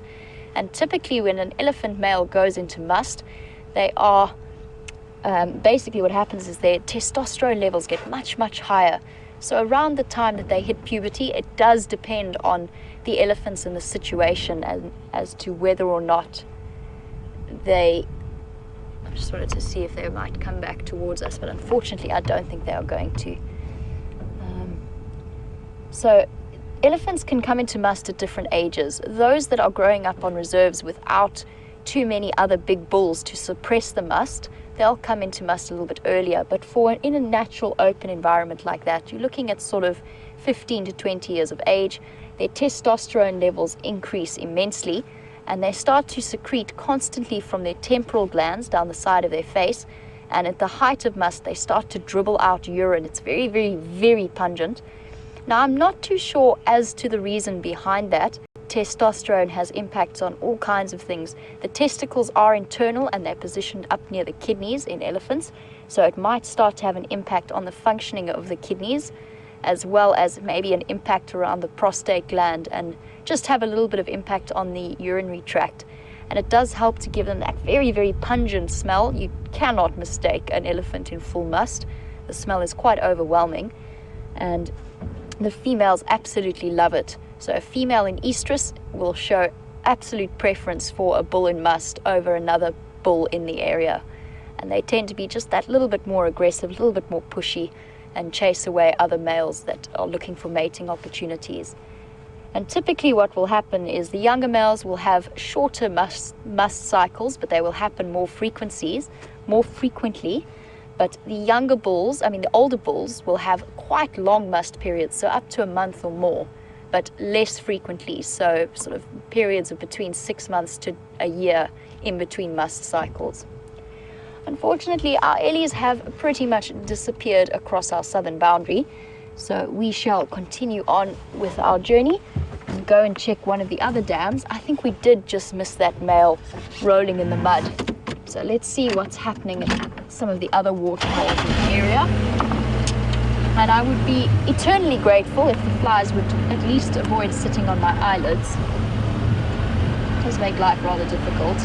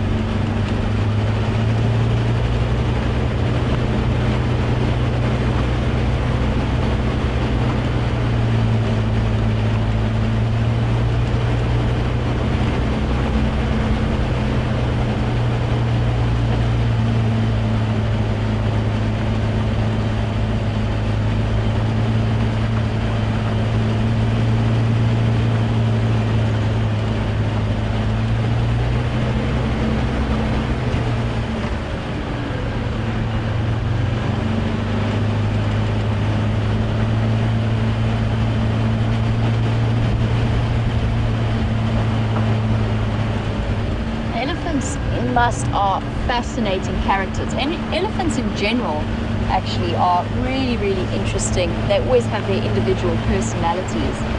And with the reserve that I used to work at was a closed system, so we knew the individual elephants very, very well, in particular the big 5 males that we had around. And all of them had their different characters, and there was one in particular called Riffraff. And Riffraff was very, very aptly named because he was the only elephant that when he was in must, we knew he meant big, big trouble. And what he would do is, when he was in must, he used to love breaking into people's gardens and destroying all of their favorite trees, and it didn't matter how electrified the fence was. If Riffraff was in must, he made his way through. And it was actually with Riffraff that I had one of my scariest moments as a guide in terms of driving moments, and that was, he came towards us, and bulls in must have a very, very interesting walk. It's kind of, they've got the shoulders up, the ears high up, and they kind of walk like they're the boss of everything. It's quite a swagger that they have when they're in must. And he approached us in this manner, not really aggressively, just typical, hello, I'm bigger than you, trying to throw his weight around a little bit. And I had tried to explain that to the guests in my vehicle, but unfortunately the people behind me hadn't quite worked out what was going on. And one of them, who was a teenage schoolgirl, actually got such a fright that she tried to jump out of the car and run away. And that's a very, very bad idea, you can imagine. And it's a very, very common rule that we talk about whenever we go walking. One of the most important ones is to never run away, because the minute you start to run, you give the elephant the message that they are winning, and it will often provoke a proper chase or a proper charge. And in this case, luckily she didn't get that far. A friend of hers grabbed her and pulled her down, but it did immediately change the situation to one that was fairly calm, to Riffraff coming to very rapidly investigate what was going on. So definitely one of my favorite characters. Luckily the incident ended fairly well, although with some very stern words between myself and Riffraff.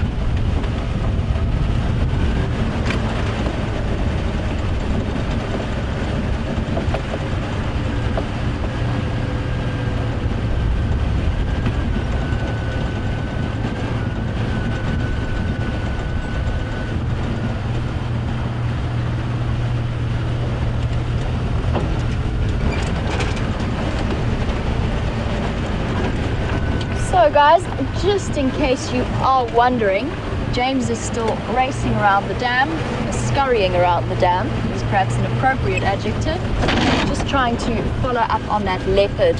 So he will be updating you shortly, I'm sure, but for now we're going to give him some space that he needs to jump off the vehicle and have a walk around and just see which leopard was around and where they've disappeared off to. And I'm sure that some of the viewers must have been watching the Djuma Dam cam at the point that the leopards came through, because we did have those updates from you guys. So maybe if you could let us know who it is or who it was that was drinking there, it might be interesting to know, because I do know that Karula was seen on Buffelshoek, but beyond that I have no idea where most of the other leopards have gone. I have still waiting to hear reports from the other side, the other areas around us.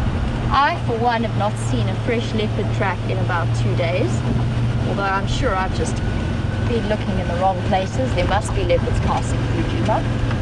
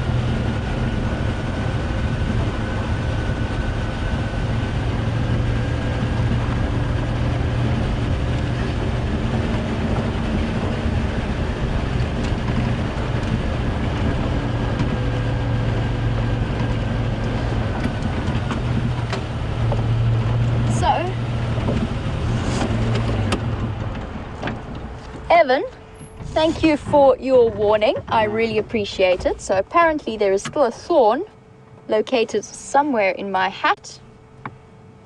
Not too sure where. There's a couple of loose threads, but definitely would prefer to avoid stabbing myself at any point. I think we seem to be clear. Possibly it just fell out as I removed my hat, which means that it's somewhere in my hair, which isn't really any more of an appealing prospect than it being in my hat. So guys, James is not having too much luck with that leopard. I've just been listening to the Game Drive channel, and there are other people working there to see if they can give him a hand. They're going to head off in that direction. From our side, because James needs to go and set up the fireside chat in a few moments, you're going to continue on with me. We'll head across to the treehouse dam. I'll keep my ear open for what's happening with that leopard, and then I think we're going to see if we can make our way back towards those lions and see what they're up to, especially as it starts to get cooler. And the reason that I'm not racing off to that leopard is I am actually quite far away, and I do want to see what those hungry lions are up to. And there are lots of people following up in that area, so I'm going to not go and get in their way. They can follow up there and we can have a look at what the lions are doing and just see what happens there. I would love to know who that leopard was though, so I'm very, very keen to hear those updates. But let's poke our nose in at the lions, see what they're doing. We're still a while off from both of them. So we'll just go check the treehouse dam quickly.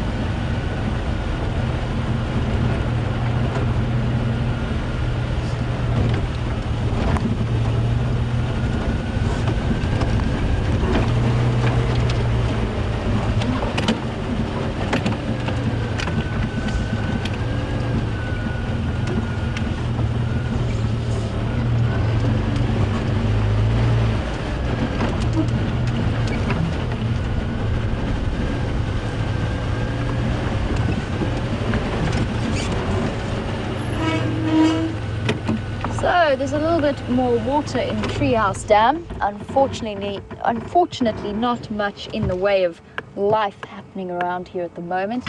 Maybe still just that little bit too early for animals to be coming down to drink.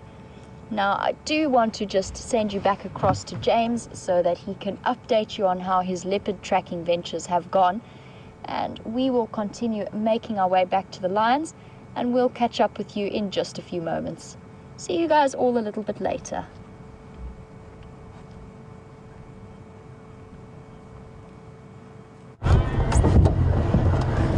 Hello everybody. Hugely frustrating. Thank you to all of you who've sent updates about where you saw this leopard going. I can't find a track, so I'm either being totally incompetent, or he's flying around, or perhaps he hasn't reached the road yet and he's still in here. I really can't tell. Thank you very much for all of you who've sent messages. From what I understand is you saw him walking towards this area where I am now, towards one of these termite mounds, and then head northwest, which is kind of that way.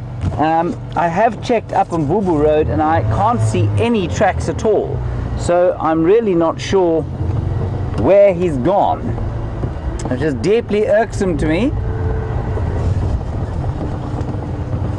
Ah, there he is. He's come straight across the road here, going in a southeasterly direction. That's definitely due southeast, that he's gone straight into this block. Well, people, I think our only option is going to be to just nip straight in here and see if we can't pick him up. Given the lack of time that we have, we will bring Jamie into this area when we are going to go to the fireside chat soon, but I'll just quickly nip through here and see if we can't pick something up. It'd be so nice to see a leopard. I was just saying to Andrew today that we haven't seen one for a while.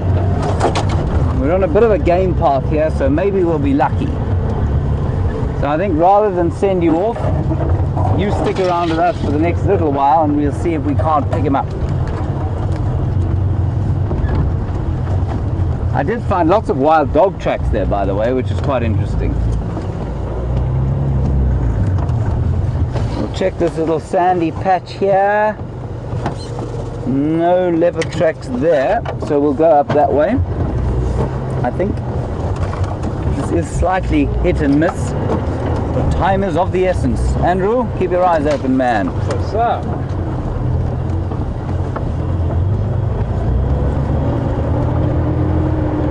Just do a loop through here. We don't want to bash around too much.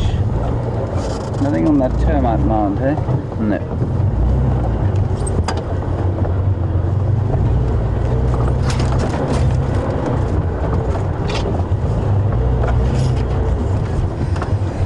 No leopards so far. He must have just crossed the road as we got here, because we heard the squirrel's alarm calling around here. Watch out there.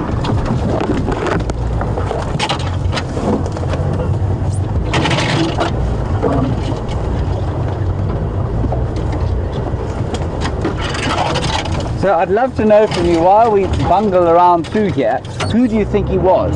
Was it a he, was it a she? And if it was either, well, it must have been one or the other, which one was it?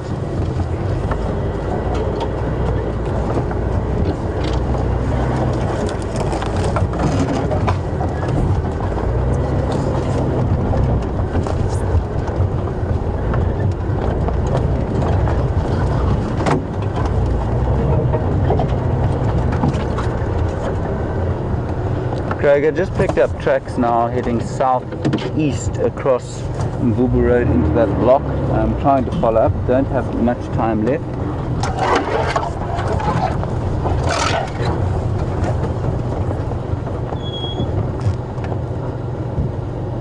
Andrew, what do you think? I think we go around this way.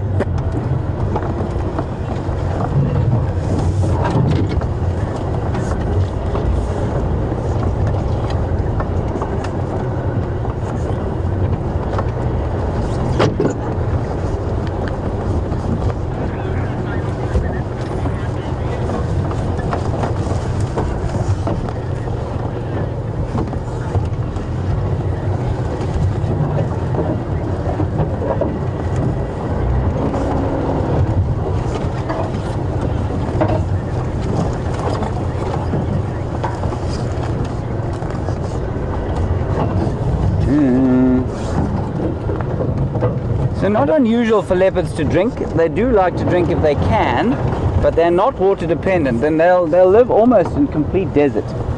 They get a lot of their water from the prey that they eat. Here's an old rhino carcass, not killed by the leopard. And I don't see his tracks anywhere. This is deeply irksome.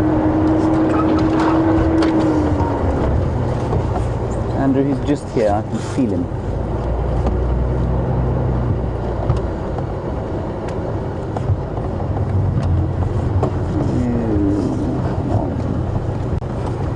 Such a pity I didn't see those tracks immediately. I went too far to the west. Watch your head here. Now Andrew thinks this is probably Mvula, which is a territorial male leopard of the area. I think it may be his son. From the size of the track there, I'd say it's probably Kunyuma, who we saw around here the other day. Now what leopards will do if they have a carcass nearby is they will come and have a drink and then go back to the carcass. So maybe that's certainly what Kunyuma did last time we saw him. He had a huge kudu that he'd killed. It was subsequently pilfered from him by hyenas. But he came to have a drink, and that's exactly how we found him last time. You guys spotted him, and we came through, and Brian and I eventually managed to find him. So he was heading in this general direction. So I think we'll just loop around here and see if he doesn't pop out.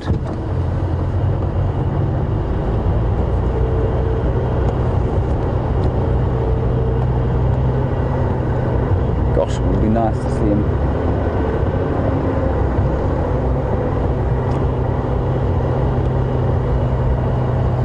At all, this tree just screams that it should have a leopard in it.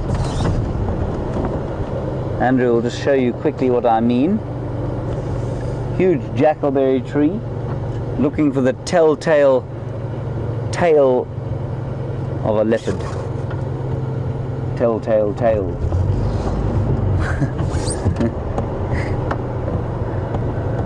But alas.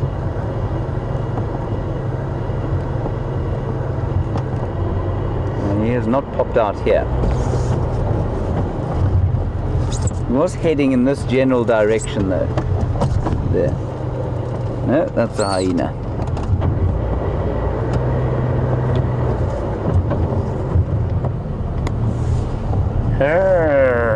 What do you think, Andrew? He's pulled a sneaky on us. He most certainly has pulled a sneaky on us. Thank you for your contribution. I was thinking more along the lines of where do you think he is?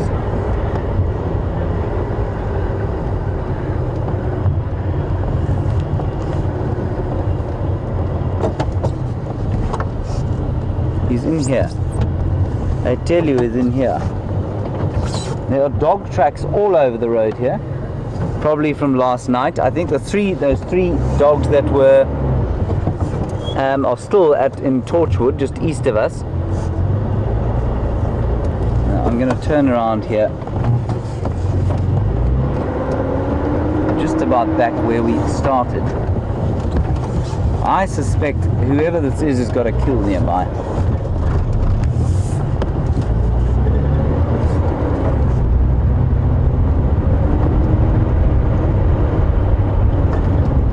The signal can get a little bit dodgy here, so if it does, I'm sorry, but it's worth it if we can possibly get a glimpse of this leopard.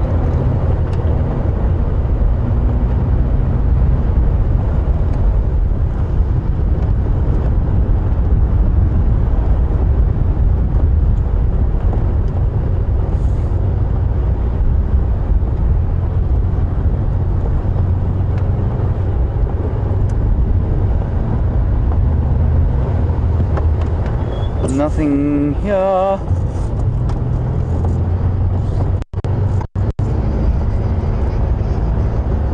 Come on, Andrew, spot a leopard. Please.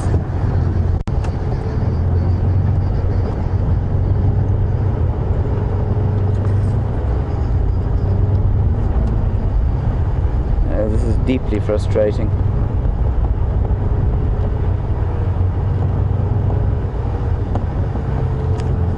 I think with more time, everybody, I think we'd probably be able to find him. Well, probably. I don't say that. We definitely would. But I'm afraid I think this afternoon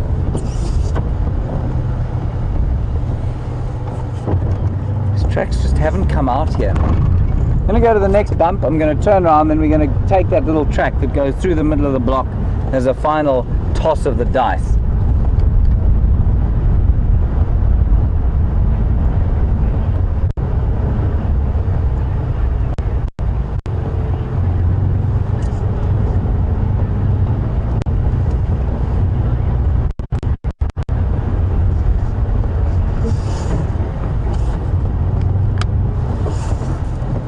Right, last bump, Andrew, we're going back in.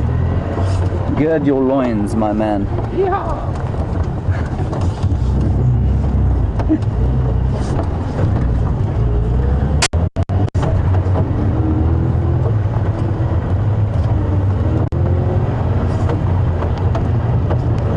Thank you for John, who says he's circled back on me. Lol. I don't believe it. Well, maybe he has. He's certainly given me the runaround.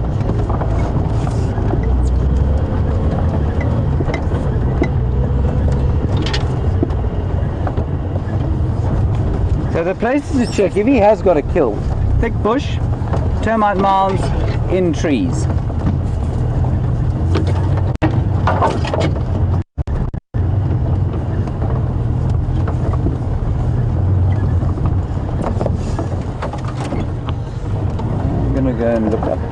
along this game path.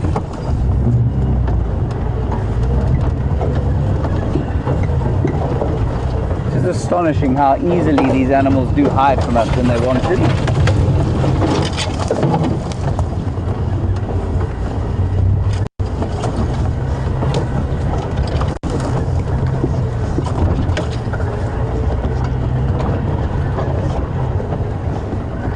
Thank you for your comforting words, Ramey, who says I'll find another one on another drive. I do hope so, Ramey. I'm beginning to wonder.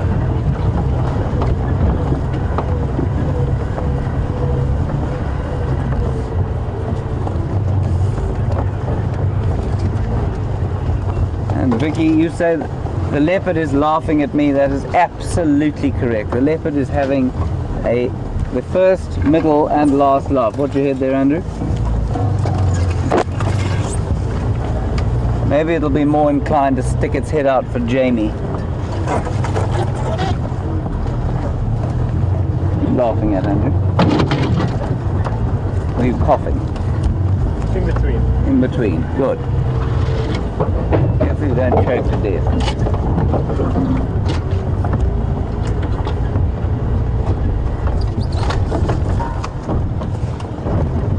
Woo! 2 more minutes, Andrew, and then we have to go to the fireside chat.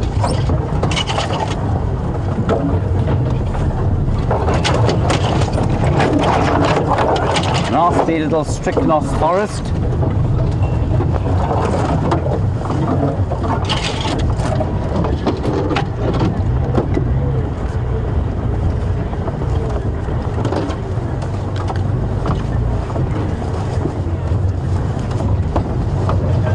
Just while I'm bungling through the bush here like a slightly clueless imbecile, just remember fireside chat, 5:30 today in half an hour's time. We're going to look at some of the highlights of the week. Any questions you have on the lion dynamics especially, please send them through. But likewise, anything you want to know about the show, about us, please feel free to send through your questions.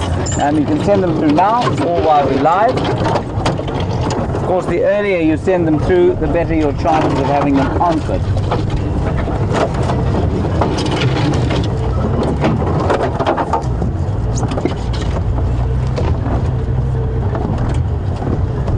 Now, this block is notorious for swallowing animals. I remember Jamie actually followed a leopard in here and it just disappeared. And that's no besmirchment on her. She'll stick on animals like glue.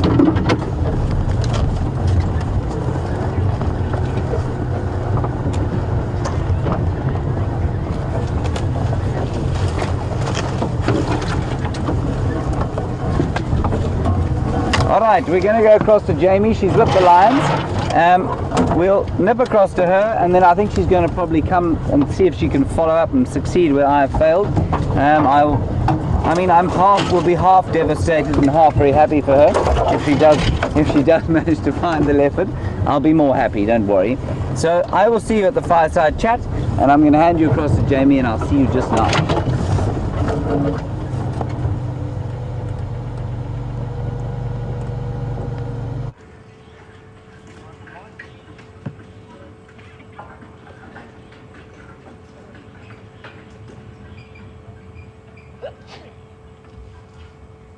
So guys, welcome back, and while you were with James looking for that mysterious leopard, we have found the slightly less mysterious lions, and they do seem to be very, very flat still. It is still considerably warmer than it has been at this time of the afternoon over the past few weeks, so I think that they've decided that they are not going to be up to much.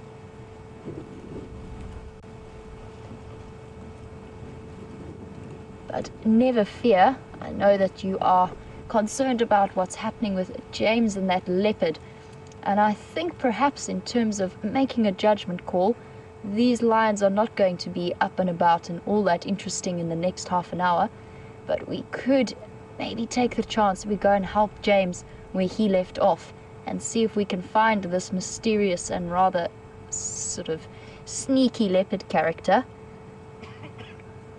Now, I know that James has not had much luck in terms of finding the tracks. It seems as though he found one. But I am going to get hold of him on the Game Drive channel and just see from him, or hear from him, where he had that last position of that track.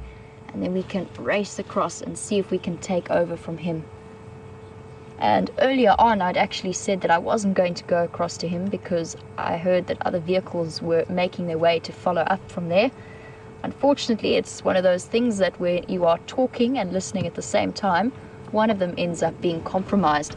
And in that case, apparently I was completely wrong, and the other stations were heading across to follow up on a sighting that was on Torchwood. So not James's sighting. It's what comes of splitting your brain in two sometimes. So I do think that it would be a good idea to go and give James a hand. And don't forget that if you do have lots of questions about these lions and what's happening here, you should definitely be joining us for the fireside chat, which will start in the next half an hour, where we're going to be discussing at length the interaction between the Birminghams and the Matimbas and all that's been going on here, as well as Brent's amazingly lengthy cheetah sighting and our fantastic wild dog sighting that we had a few days ago. So if you guys do have questions on those subjects, please start sending them through right now so that we can get them answered and have a really great chat about them.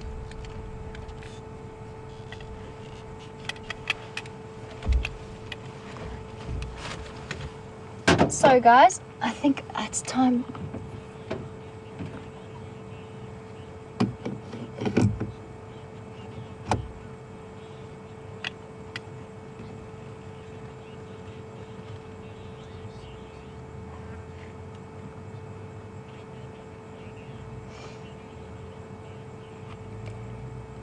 So just as we're looking at the ginger male, who unfortunately over the last few days when the Styx female was in estrus, did not get his particular opportunity to mate with her.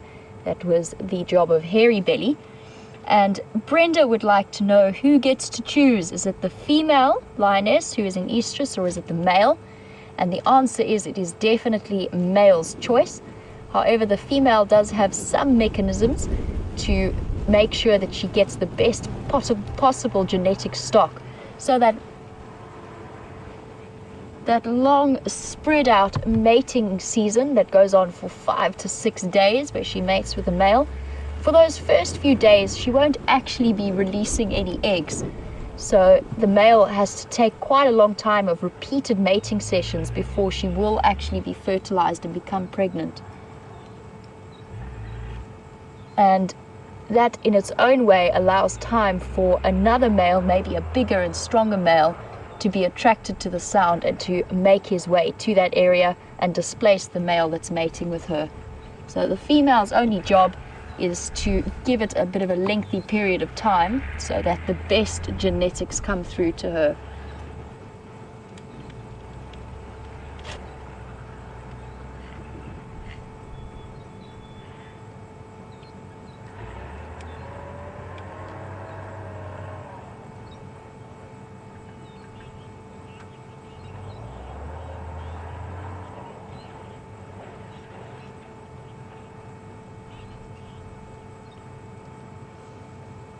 Sorry guys, I got a little bit distracted there by a vehicle making quite a considerable amount of sound. I'm not sure if you picked up on that. I'm not sure what was going on there, but it seems to have quietened down. And just to continue our conversation about the mating lions and the whole interaction that's been happening over the last week or so, Mavis would like to know if I think that maybe it's because the Birminghams knew that the females were coming into estrus, and whether or not that's the reason that they started to push for this pride takeover. And Mavis, welcome to the Sunset Safari. That is actually quite a difficult question to answer. I don't necessarily think that is the case. I think that they were just pushing and exploring their boundaries, and they encountered the Matimba males and they're just kind of getting to know the area. It could be that they smelt the urine scents of the female in estrus and was sort of pushing for that. But bear in mind their initial sort of, no, I suppose it could be because it was their initial impact, or as far as we knew, their initial interaction with the Matimbas was fairly close to that Styx lioness. And the other thing to consider is that very often lionesses within one pride will synchronize their estrus cycle or come close to synchronizing their estrus cycle, so that the cubs are born at a similar time of year or at a similar time, and the pride's energy and time can be invested in them fully. So it could be an interesting factor, but I'm not too sure it is the sole reason. I don't think so. I think it had to do with just the Birminghams pushing their boundaries a little bit.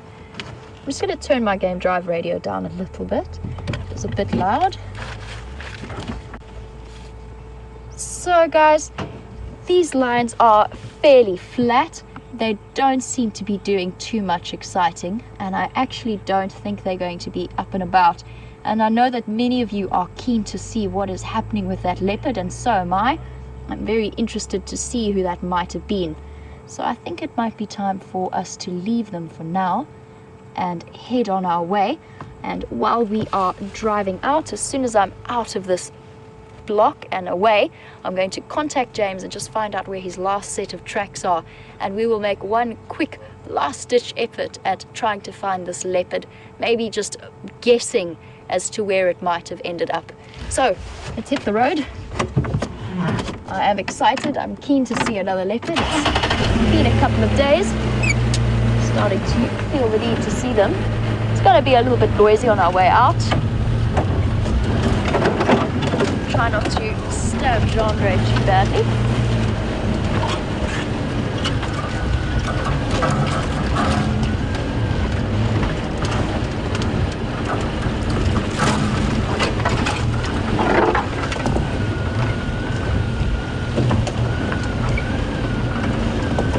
Just waving goodbye to some of our friendly neighbors.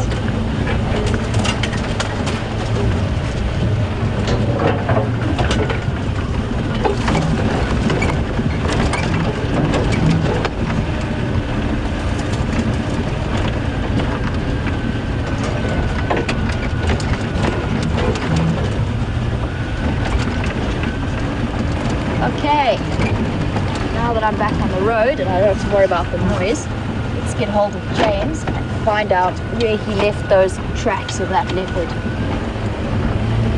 James for Jamie.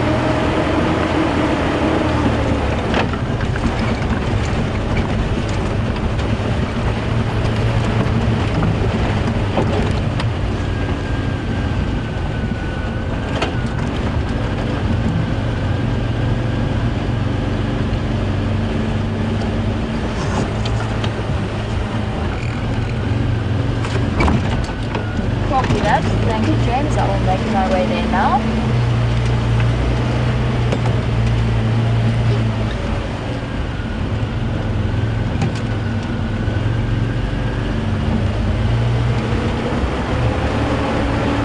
Copy that. I agree.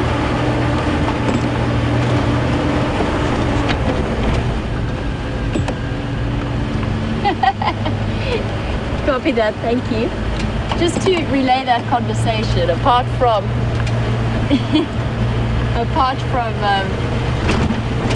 James giving me directions to the last tracks, was him saying, part of me doesn't really want you to find it, but I really do want you to find it. I think he's just a little bit upset that he had to abandon the chase when he did. So let's race across that way because of my time restriction. And we are going to do a little bit of a Ferrari safari. We're not far from it, but can't really afford the time to go slow. So poor old Genre is going to have to bounce around in the back a little bit.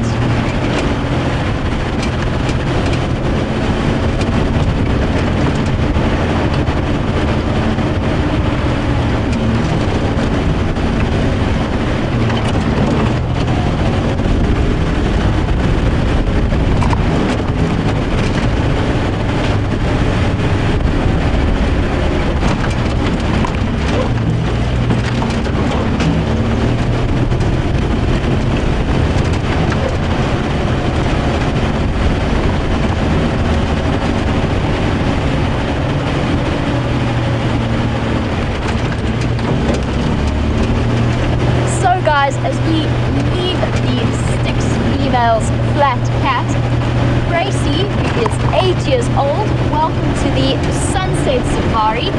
Now, Gracie would like to know where the lion cubs are that we usually look for.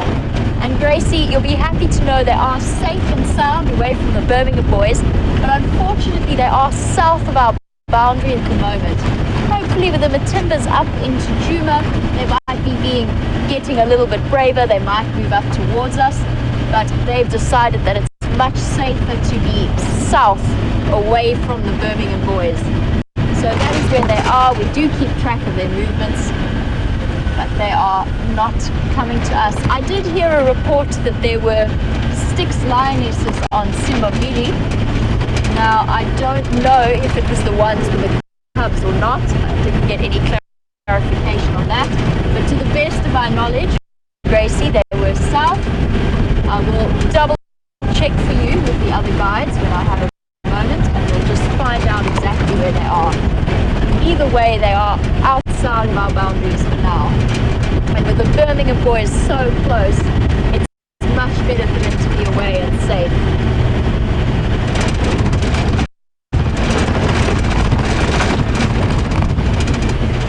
We're looping back towards Djuma Dam.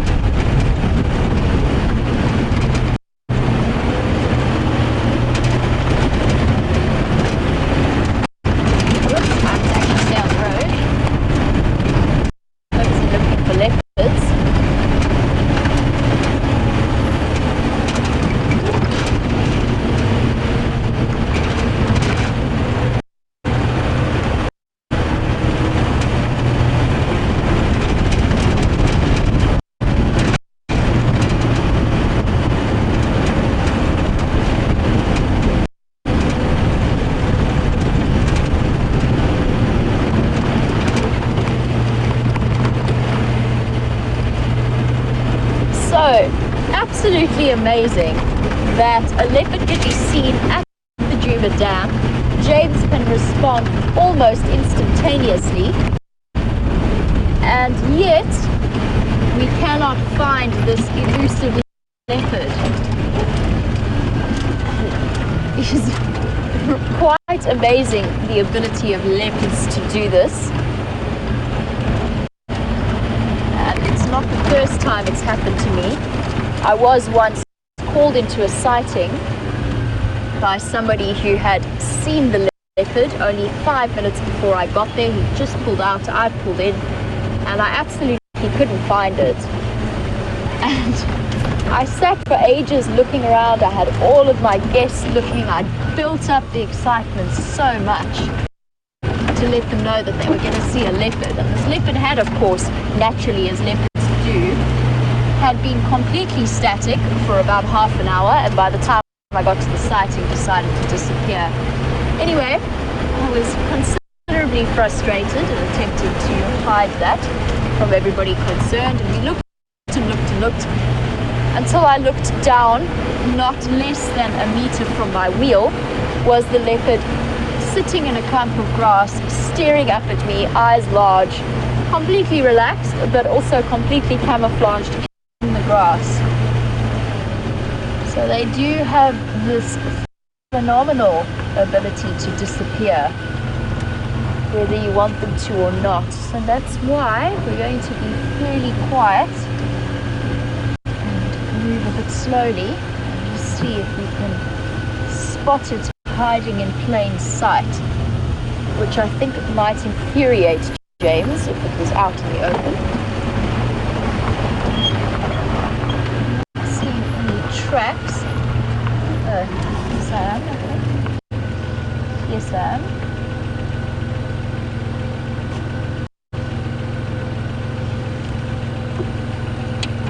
I do see tracks down to my right. They're not going to be very clear to you guys, so you'll just have to take my word for it. Look like they're coming up this road in a way.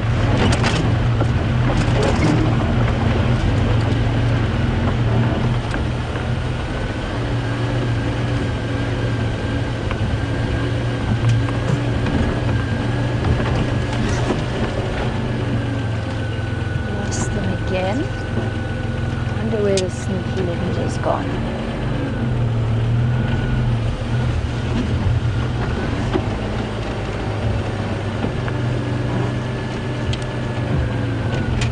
Sorry guys, just bear with me one moment. I just want to double check these tracks. Because I'm seeing tracks. They don't look as fresh as I thought they were immediately. And of course it doesn't help that there's hyena tracks, as always, all over the show. So it makes life a little bit more confusing.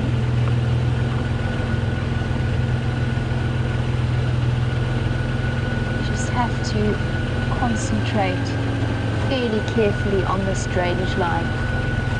So this is not where James told me the last tracks were. I just wanted to check this area properly before I move in that direction. And just bear with me for 1 second. I just want to hop out and check this game path, and then I'll be back in the vehicle. I just don't see the point to that leopard walking on the road when there's such a nice, neat game path just here. There's hyena tracks.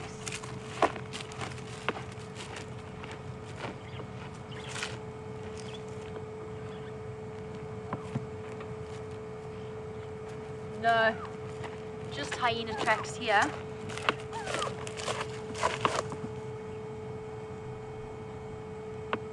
I'm now just listening for alarm calls.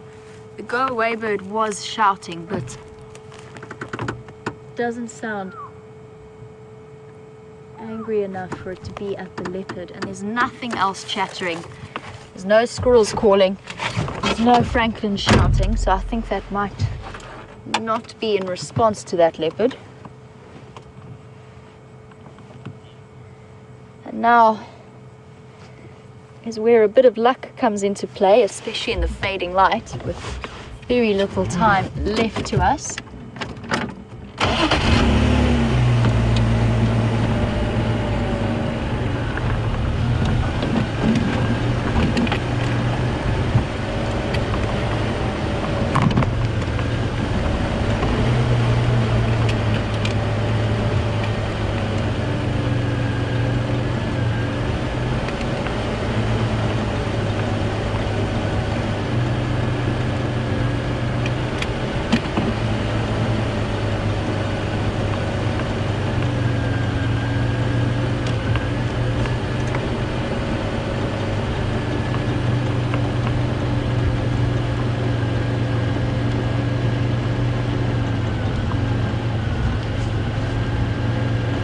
What I am going to do, which is maybe cheating a little bit, is take this off-road track that James and various other guides made into where Djuma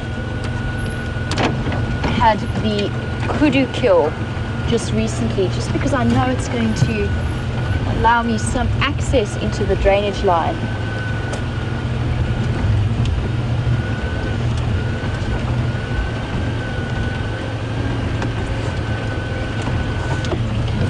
Gives us a little bit of a better view in here. It is a fairly difficult situation because I would love to hop out and have a look for this leopard, but it's a bit more tricky than that. I do spy a giraffe being very, very sneaky. Just shift so you can see. And it is staring into one direction, and that direction is not my direction. So I'm just going to stop here for a moment and just see what it's looking at. And giraffe can be really, really good indicators that there's something there. And it has gone completely still. It hasn't looked away from that position since I spotted it.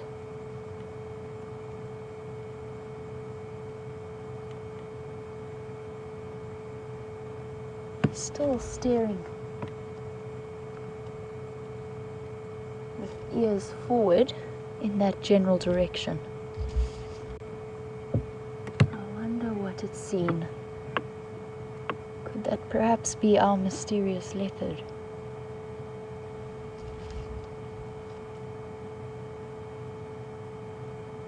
Sure. I would not be surprised at all if that's what that giraffe is looking at. Just judging by our timing and by the way that it's moving. Okay, it's looked away again.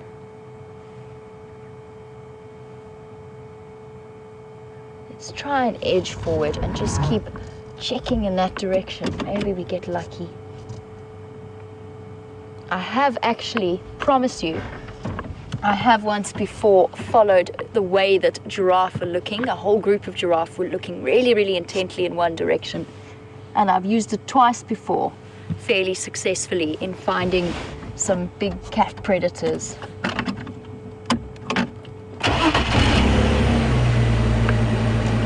Still staring in that direction.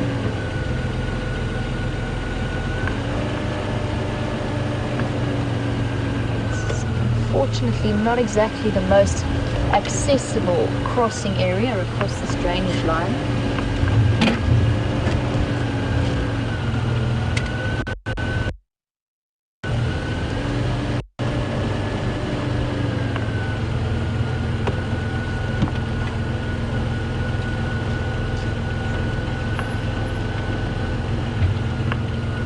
So I've got a great update from Raisa as to who this leopard might have been, and I think it might be my nemesis. We'll try that again. Karula. So for those of you who don't know, I have managed to lose Karula a couple of times, or at least Karula's managed to lose me. She tends to be a very, very sneaky leopard. She sort of ducks and dives and disappears. It could well be Karula. She might have crossed down south from Buffelshoek. And this is so frustrating because I'm almost certain she's just tucked away in here somewhere. But that leopard is definitely one of the sneakiest and hardest to track I personally have ever seen. She does have this amazing way of moving, that she doesn't pick one direction.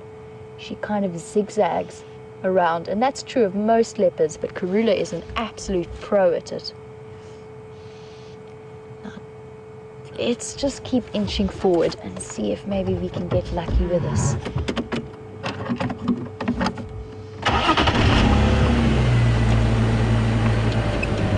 And I really, really think that that giraffe is staring at her. Try not to stick Gendre in the buffalo thorn.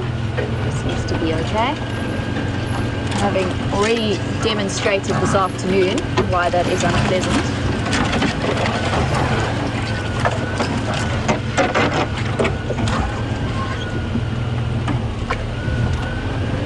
Now, unfortunately, this off-road track doesn't take me to exactly where that giraffe was looking, and it was looking right into this thick part of this block around this drainage line.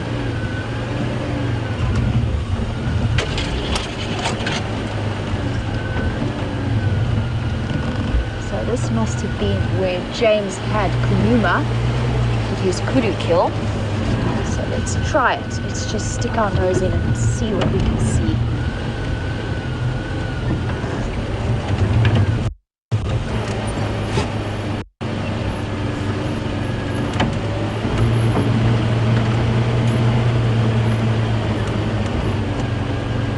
Come on, Karula. Last to the close of this sunset safari before we head across to fireside chat. If you are going to show yourself, now would be the ideal time.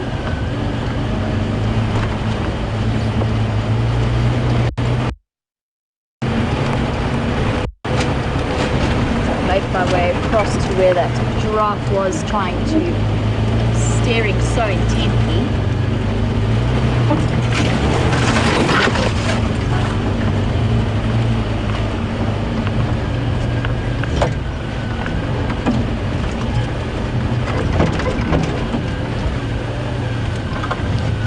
See my giraffe.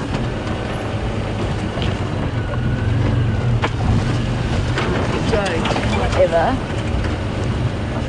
see any signs of a leopard.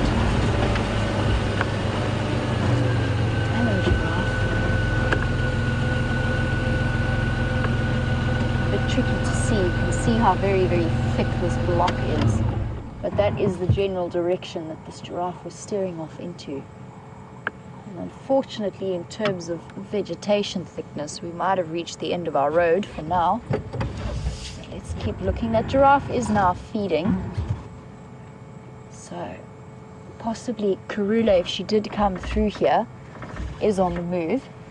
So let's just check one last time around that drainage line, and then we are going to move across for a fireside chat. So last few minutes, last chance to just see if we can get her.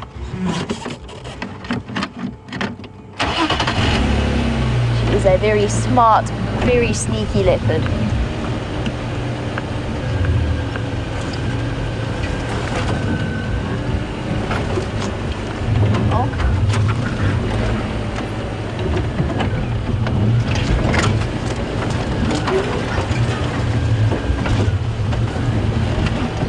These kind of situations are the reason why you should always drive with your thumb on the outside of your steering wheel around here.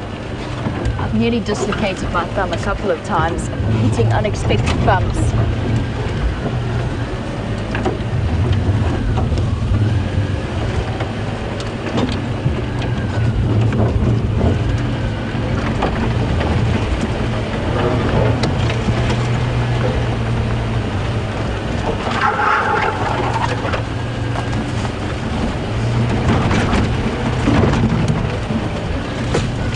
Beautiful area this is. My first time down here, but perfect for sneaky leopards to hide.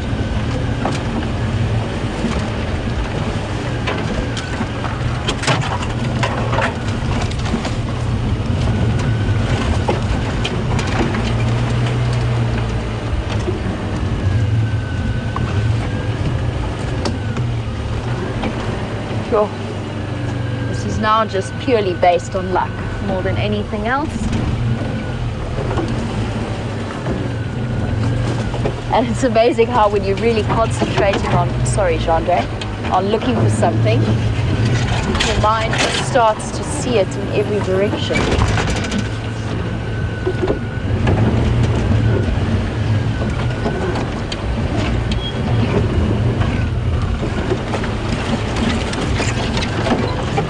And I'm sure she's somewhere here, just watching us go past, wondering why we can't see her, how we could possibly be so silly.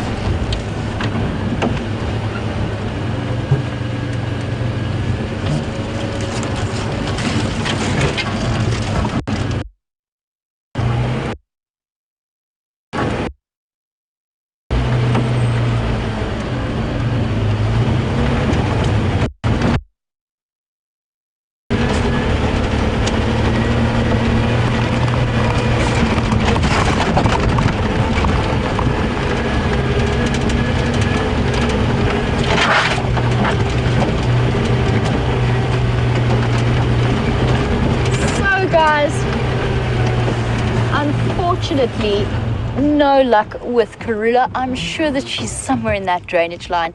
Unfortunately, we have just run out of time, but still a fantastic sunset safari. At least we got to see some lions and some Ellies. It's been a very, very interesting afternoon, and you never know, we will always be able to start back here on the sunrise safari tomorrow morning to try and find out where she's gone.